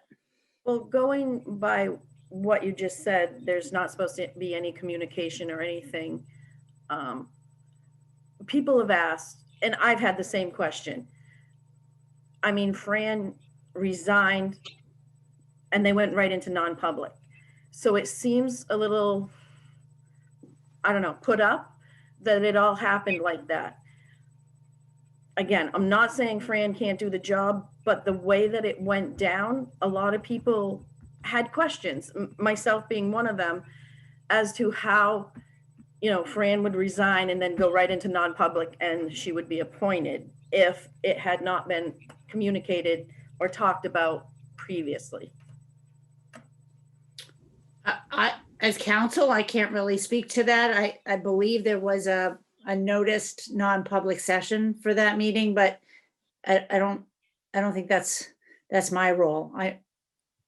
I'm not advocating. I'm happy to answer questions about you know, the shortcomings of not having a town manager that were discussed, but honestly, I don't know that my recollection is all that accurate. So you know, I'll let my version. Alan, you have your hand up? Well, Or are you just waving? no, I was just going to make a comment that I think can be made because regarding Fran's resigning was not done before the non-public. I guess that's a plain and simple thing. That didn't happen that way. And obviously we can't go too far talking about non-public, but that did not happen before we went into that non-public session. I'm sorry. I believe in the notes that you have that were given to me that it said Fran resigned, and I watched the meeting that Fran resigned and the board voted to accept her resignation. Then you went into non-public and then came back and said that you had hired Fran as the interim. That is the steps that I'm talking about. Okay. The way it happened that way. Fran submitted her resignation on Friday to us That is correct. via email. Bob? Thank you. I was approached by many of the citizens with the same issues, and the optics of the whole situation was it looked like a under the covers deal. So we should be a little more transparent in how we do these things and explain it to the public why. I mean, now that you come out and the attorney has explained that we're a town manager form of government and the selectman can't be in the office running the town, it makes more sense. But people didn't know that, and they need to understand that, and they need to be able to be informed. That's what. And Bob, that's exactly why I brought this forward now.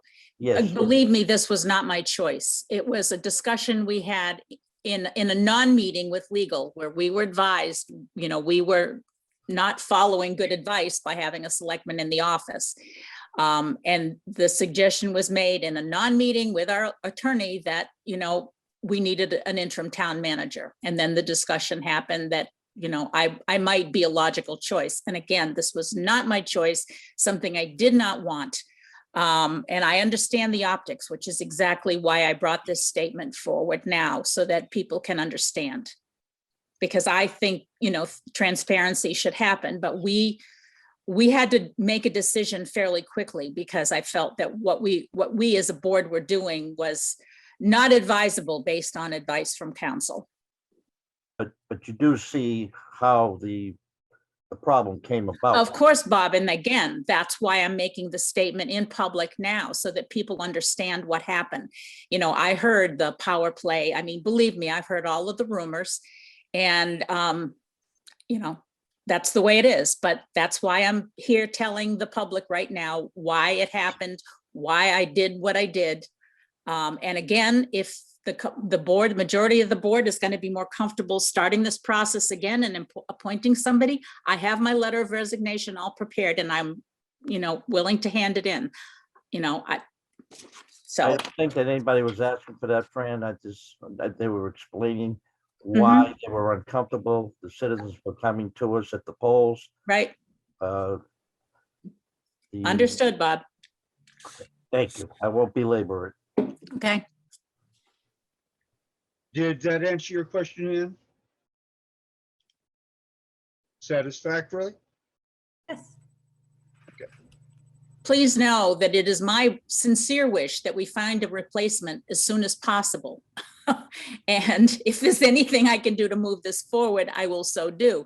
However, and I'm also not working more than 3 or 4 hours a day. This is not a full-time job for me.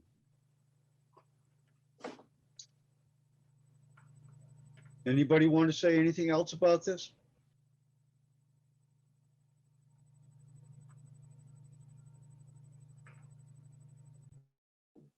Catherine has her hand up. Yes, Catherine. I just wanted to thank the board. Speaking from somebody that works at town hall, and with the staffing shortages we have, it's a huge help to us. I understand why the question came up and the timing of everything, but it's a big weight off of all of our shoulders. So I just wanted to thank the board. It is something that I had asked for prior to any of this happening, was having an interim town manager. And I just think it's the best option for the town. So thank you for going in this direction. Tracy, you still want to say something?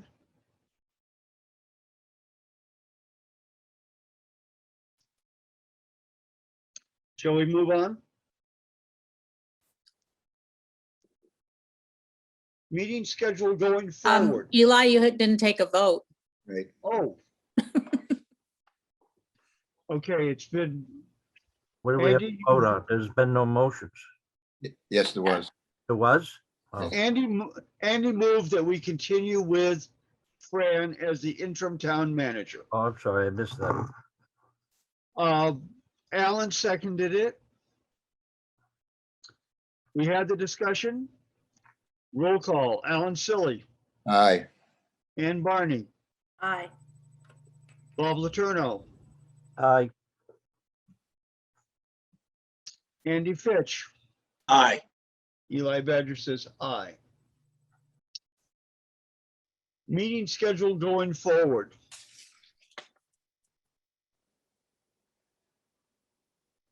That was yours, Fran. This meeting is our work session. The second or the third Monday in every month is a work session, and the previous board voted to have the work sessions during the middle of the day so that we would not inconvenience our department heads, so they could come to the meeting. Ms. Barney specifically requested that we move this meeting at the very least to 5:30 because she works until 5. So I contacted all the members of the board and they agreed, but I said you should as a board decide how you want to move forward with the regular meeting schedule. You want to keep them both meetings at 5:30? Do you want the first Monday meeting at 5:30 and the work session some other time? That's board decision.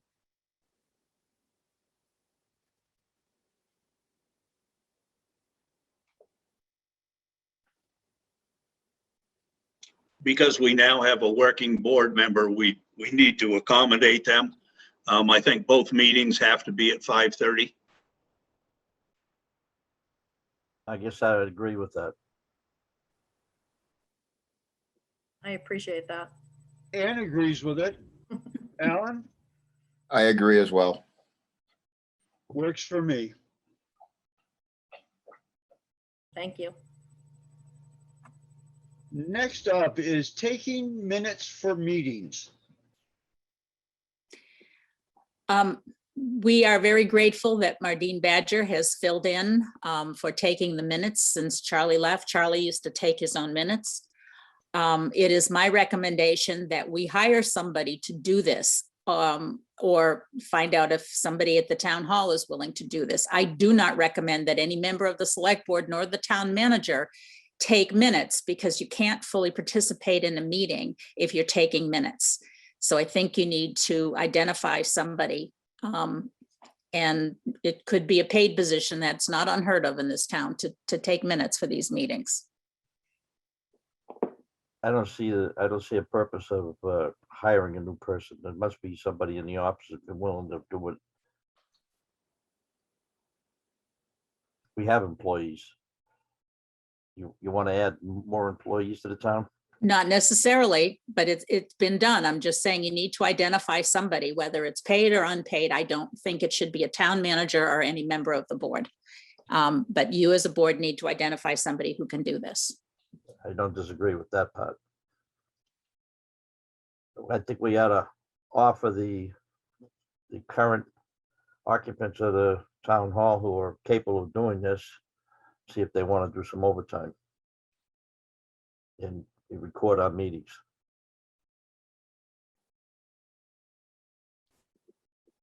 They're already insured by the town. They're already hired by the town. You don't have to go through all of that, spend more money.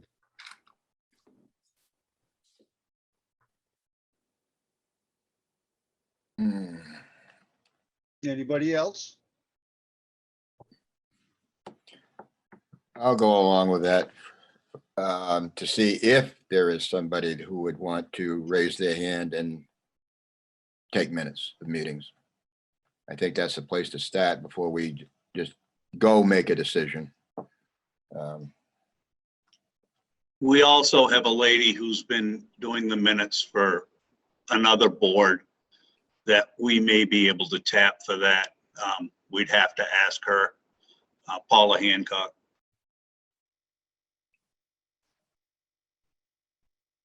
Well, we can certainly inquire with the other staff in the town hall as a start. Yes. They're already employees.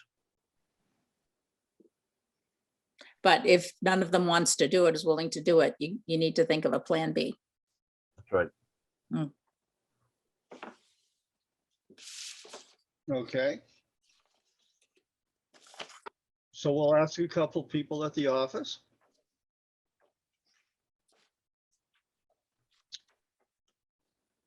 Fran, you have a non-public session? Actually, the one who wanted the non-public doesn't seem to be on, unless, is Jeanette Stewart on? I guess not. However, Catherine, I think there is an issue that you want to discuss about salary. Yes. Okay, so that would be 91A, small letter A. Okay, I am going to, Before we go there, Eli, I'm assuming that there might be some other select board items. I know I have more than one, but okay, Alan? We have the job descriptions done and made up, when are we going to post them? Immediately, if not sooner, or? We were going to discuss all these on Tuesday. Yes, but I mean, okay, fine. I must, I've got quite a list here, so I must not have not checked that one off. I apologize. Question for meetings in the future. I'd like to see a stat meeting in person. Yes. Absolutely, and as soon as possible. This would allow the citizens of this town to come and address their representatives. They can now. Not all of them. There are some people that can't use this Zoom. Or are not able to use it. It's a topic of discussion that we need to have. Other towns are already having meetings. We have available slots to do it. We should be able to do it within the guidelines of CDC guidelines. I myself would prefer to wait until everybody that wants the COVID shot has gotten it. But I will go with the majority.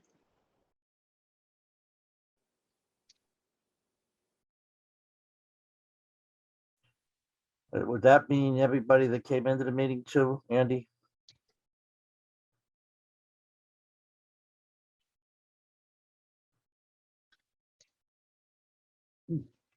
I don't know that that means that, or I don't think we can enforce that everybody that shows up for the meeting has their COVID shot. I myself would like to have had both mine before we open it back up. But I will go with the majority.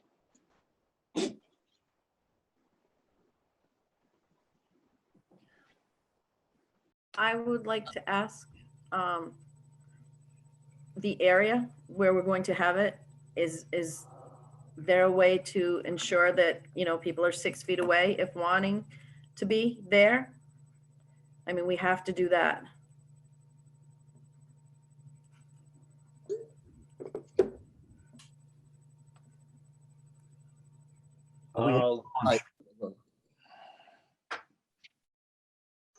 The place that we have used was the utility meeting room. You can't get 6 feet for very many people in there. The gym has been used by the budget committee.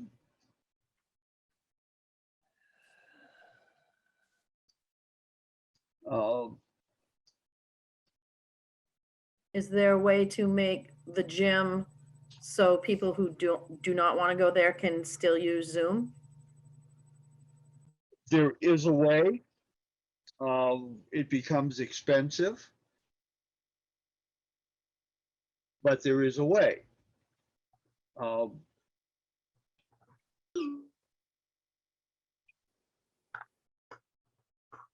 And what is the expense, Eli? Well, we have to have, we need somebody to run the school's Zoom apparatus.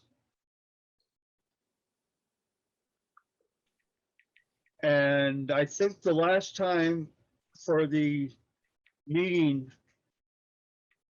they charged us for it, for the town meeting.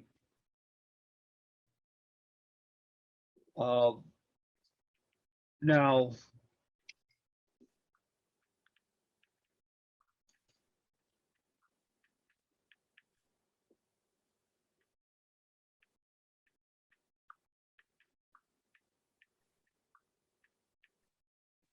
we would also be broadcasting them.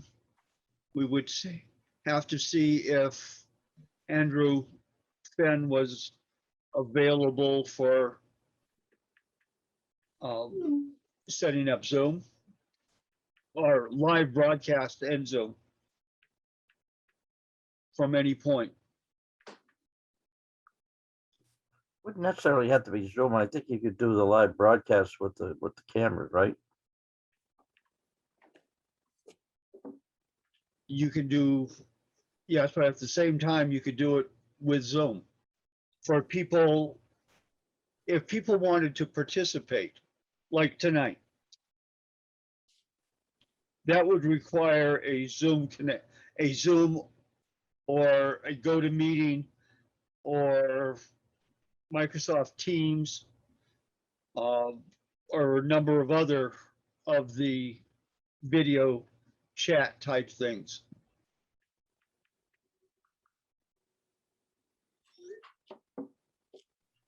Well, I think in order to do that, And we need the permission of the school. Yes. right. And in order to do that, we need to have a place where we're going to be able to have, like today, how many people do we have? Like 18? We need to be able to make sure there's space for that many people to be 6 feet away. I'm all for that if we can make that happen. I think you're gonna be seeing some changes in the guidelines in the near future. Yeah, of course. And we may be, but right now I work with a lot of children and that's the guideline that I feel comfortable keeping.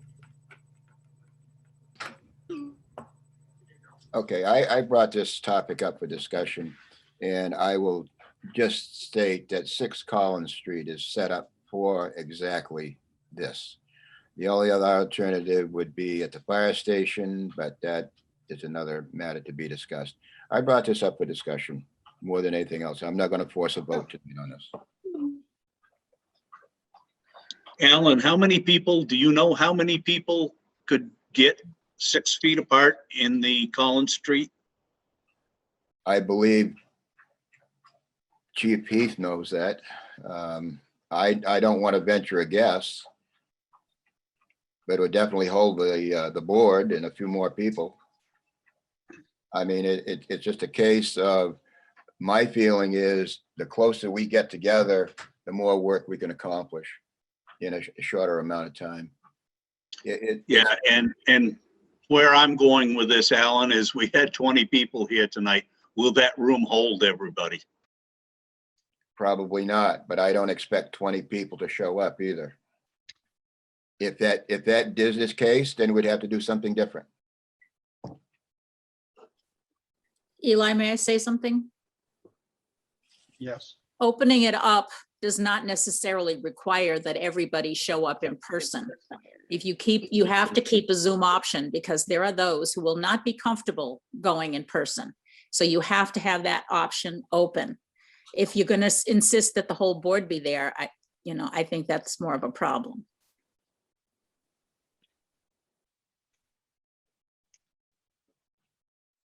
I think it's all gonna change some in the future anyways. I think we're gonna get back to somewhere near normal.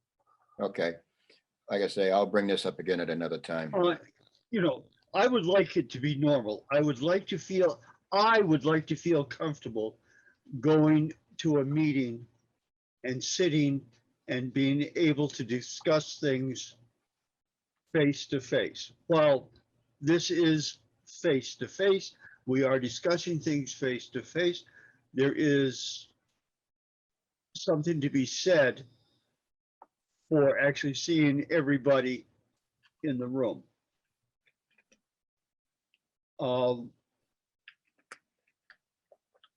Right this minute, I still don't feel comfortable being around a lot of people.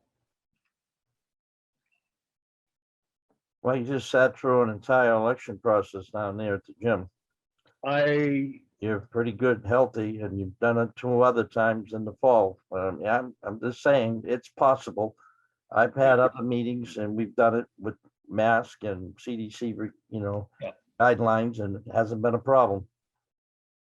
And while I made those other meetings, I definitely was not comfortable. Okay. One last one. Go ahead. I'd like to know what has happened to the office workplace memo.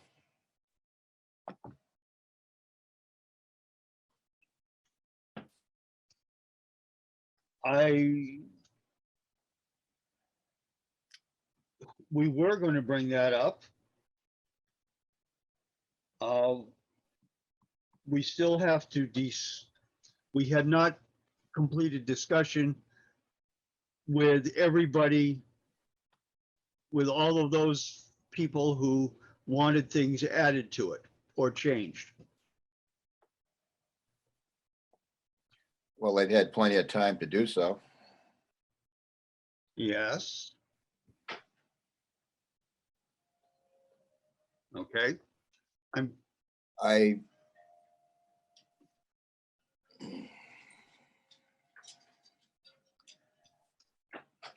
this cannot sit there forever. It's got to be addressed. And it needs to be put on the next agenda.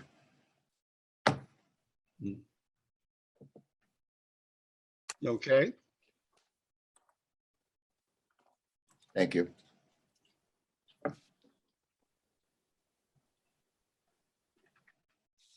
Now.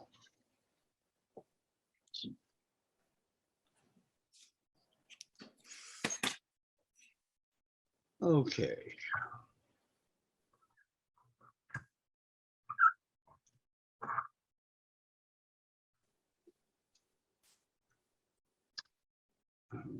Trying to find my notes again.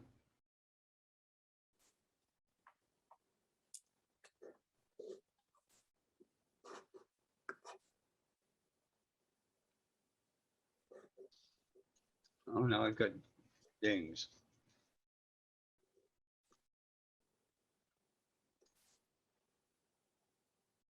Are there any other BOS issues? Eli, Craig had his hand up a minute ago. I missed it. Okay. Yeah, just like, I guess, I think it was about 3 weeks ago, we discussed raising the rates of the electric department. At the time, you guys wanted more time to look over the data provided from Vermont Power. I think we all were in agreement that we need to raise the rates. However, that takes a public notice, and didn't know if you wanted to, start to move forward. I think we need it because we have lots of vacancies. And without raising the rates, we can't pay for that. So just want to know what you guys had planned for that. I can put that on the agenda for the first meeting in April. Well, if that's something that has to be voted on by the town and we have to have, what? It has to go out in the paper, so it's gonna take 2 weeks anyway. Mhm. Then if we vote to put that in the paper now, we have 2 weeks to do any homework we need to do, instead of putting it out there again. in my Right, that's opinion. what I'm getting at, Ann. Thank you.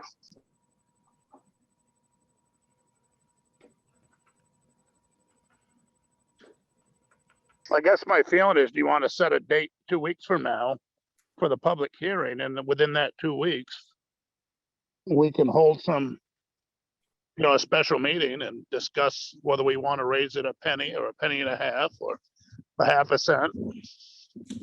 But if we had done this 3 weeks ago, we'd already be, we've done it before with water and sewer, so it's fairly straightforward. It's not a huge deal. But I know there's, You know that's a tiered system, right? no, let me know what's a tiered system? Andy, you're on. Craig, we have a tiered system in this town. You pay 11 cents a kilowatt hour for the first 100 hours. After that, it goes to 14 something an hour. Oh, yes. For a kilowatt hour. I've done some research. I went online. I found that some of the figures that we were given don't match what's going on. Right now, I'm trying to figure out how to make the PUC system work so I can actually get it from them. But I will be reaching out to everybody with the information, the corrected information, as soon as I've got it together. Okay, yeah, I didn't know what you meant by tiered. I thought you meant as far as raising the rates go. Yes, I'm aware of the rates and that they're tiered, yes. But that, we still need to raise the rates, no matter what. Our rates are way too low, and we know that. Well, surprisingly enough, Eversource, their kilowatt hour rate is less. It's their fees that come back to bite you. I'll have it all done. I have talked to the people at Eversource to make sure that I've got the right information. I have not talked to anybody at the co-op yet.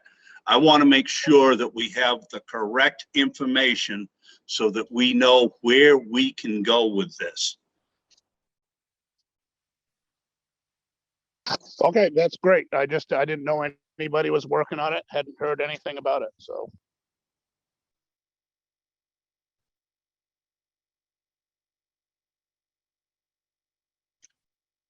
Okay.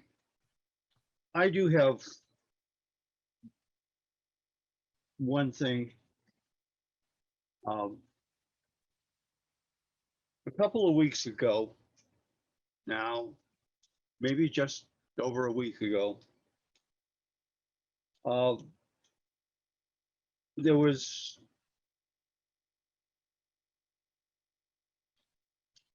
an issue with an appointment by our town clerk to appoint an assistant town clerk.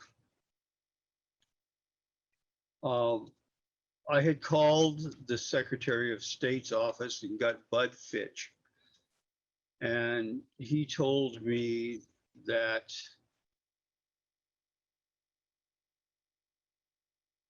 you cannot, the town clerk cannot appoint an assistant town clerk if they already have a deputy clerk in that's already there. So with the deputy clerk, the town clerk could not appoint an assistant. I made that statement at one of our meetings. Some people went to Jeanette Stewart and said that Jeanette had done it. I don't believe, after looking, that I had said anything about Jeanette Stewart having appointed anybody. Consequently,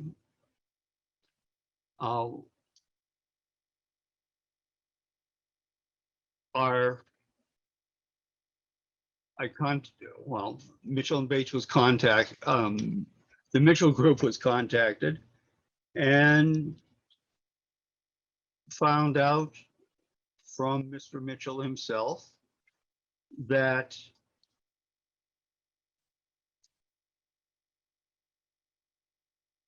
Jeanette Stewart could appoint someone, but the Board of Selectmen had to vote on it to approve it.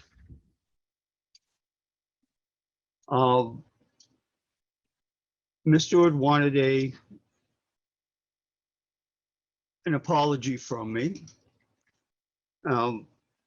because of what other people told her I said. I'm not sure that I can give an apology for that. I didn't mention her name at all in the first go around. I just wanted to get that out there. Thank you for listening to me.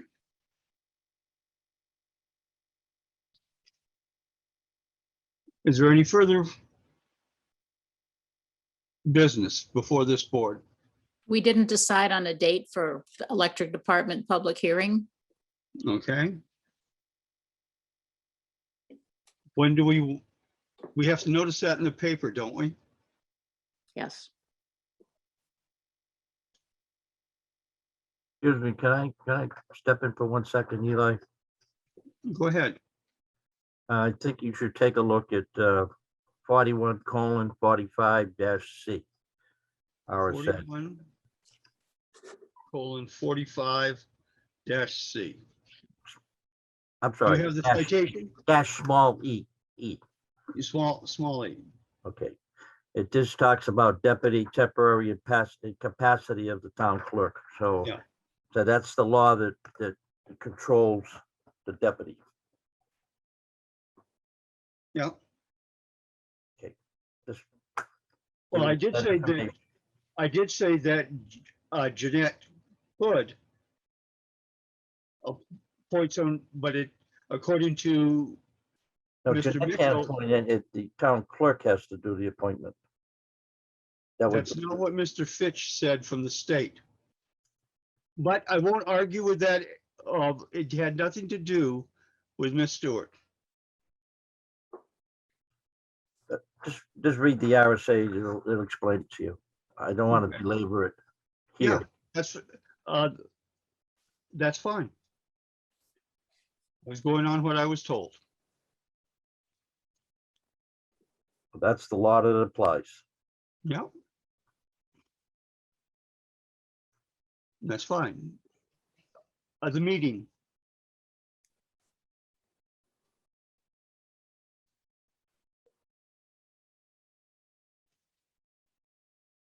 We're back to deciding when a meeting is.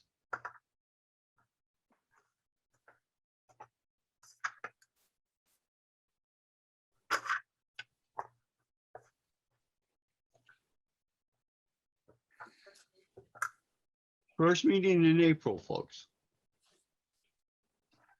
Okay. Is that for a public hearing, as Ann suggested? And are you going to discuss the rates in the interim? When I need to know to set this up. That's all I'm asking. When are we going to discuss it? When are we going to discuss it? And when are we going to post it for?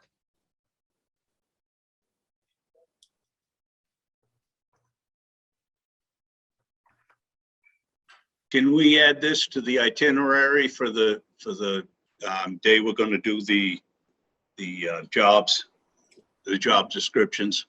So that would be Tuesday at 5:30. That way we can have our meeting before we have to present it to the public. And we have to give the public 2 weeks. So if we put it on by the end of the week and go 2 weeks out from there, 2 weeks from Tuesday. Well, doesn't make. Yeah, if we put the ad in the paper now, that will give them time, and we will have our meeting before then, so we'll know how we're going to proceed. The meeting will be shortly after our meeting. right, we don't want to wait 2 more weeks after the 23rd. So That's why just for I'm saying- clarification, we'll announce a public hearing for April 5th. And you guys can discuss either at your next Tuesday meeting or whenever you choose, what the rates are going to be. Correct. But if I put the ad in, by the end of this week, there's at least 2 weeks' notice.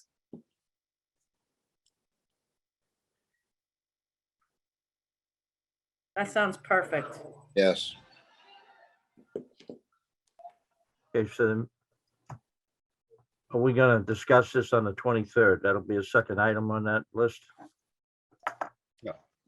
this gonna be a Zoom meeting for the public too? Yes. Good. Always public. No, I'm just wondering, you were discussing employees. And when you're talking about rates, that's certainly a different subject matter. With the employees, we're discussing the Qualifications. qualifications. Yeah. So And that's, Okay, that sounds good. The 23rd, we'll have those two items on the agenda. anything else? And the April 5th will be at 5:30 as well? Yes. Yes, they all will be. I think we voted on that.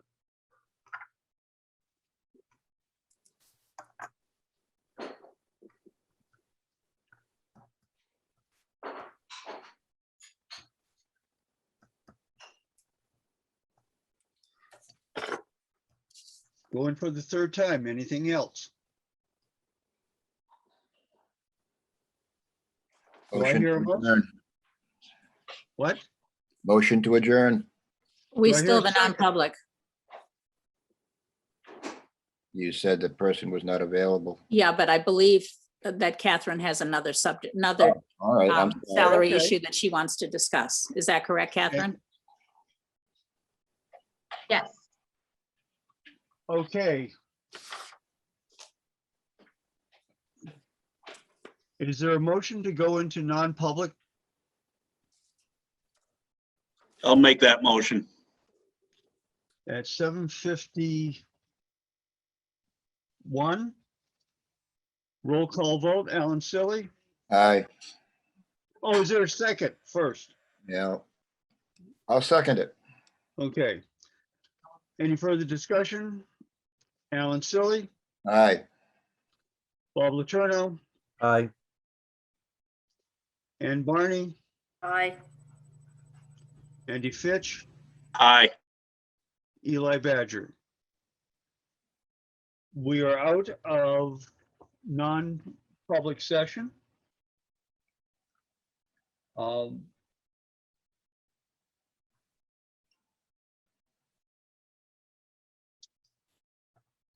Do I hear a motion to adjourn? I'll make the motion that we adjourn. Do I hear a second?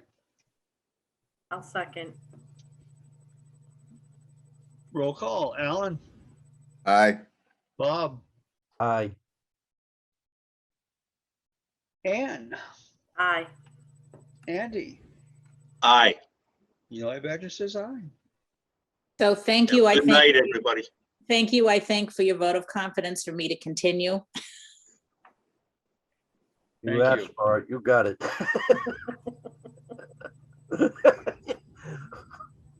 Good night. Good night, everyone. Thank you, everybody. Good job.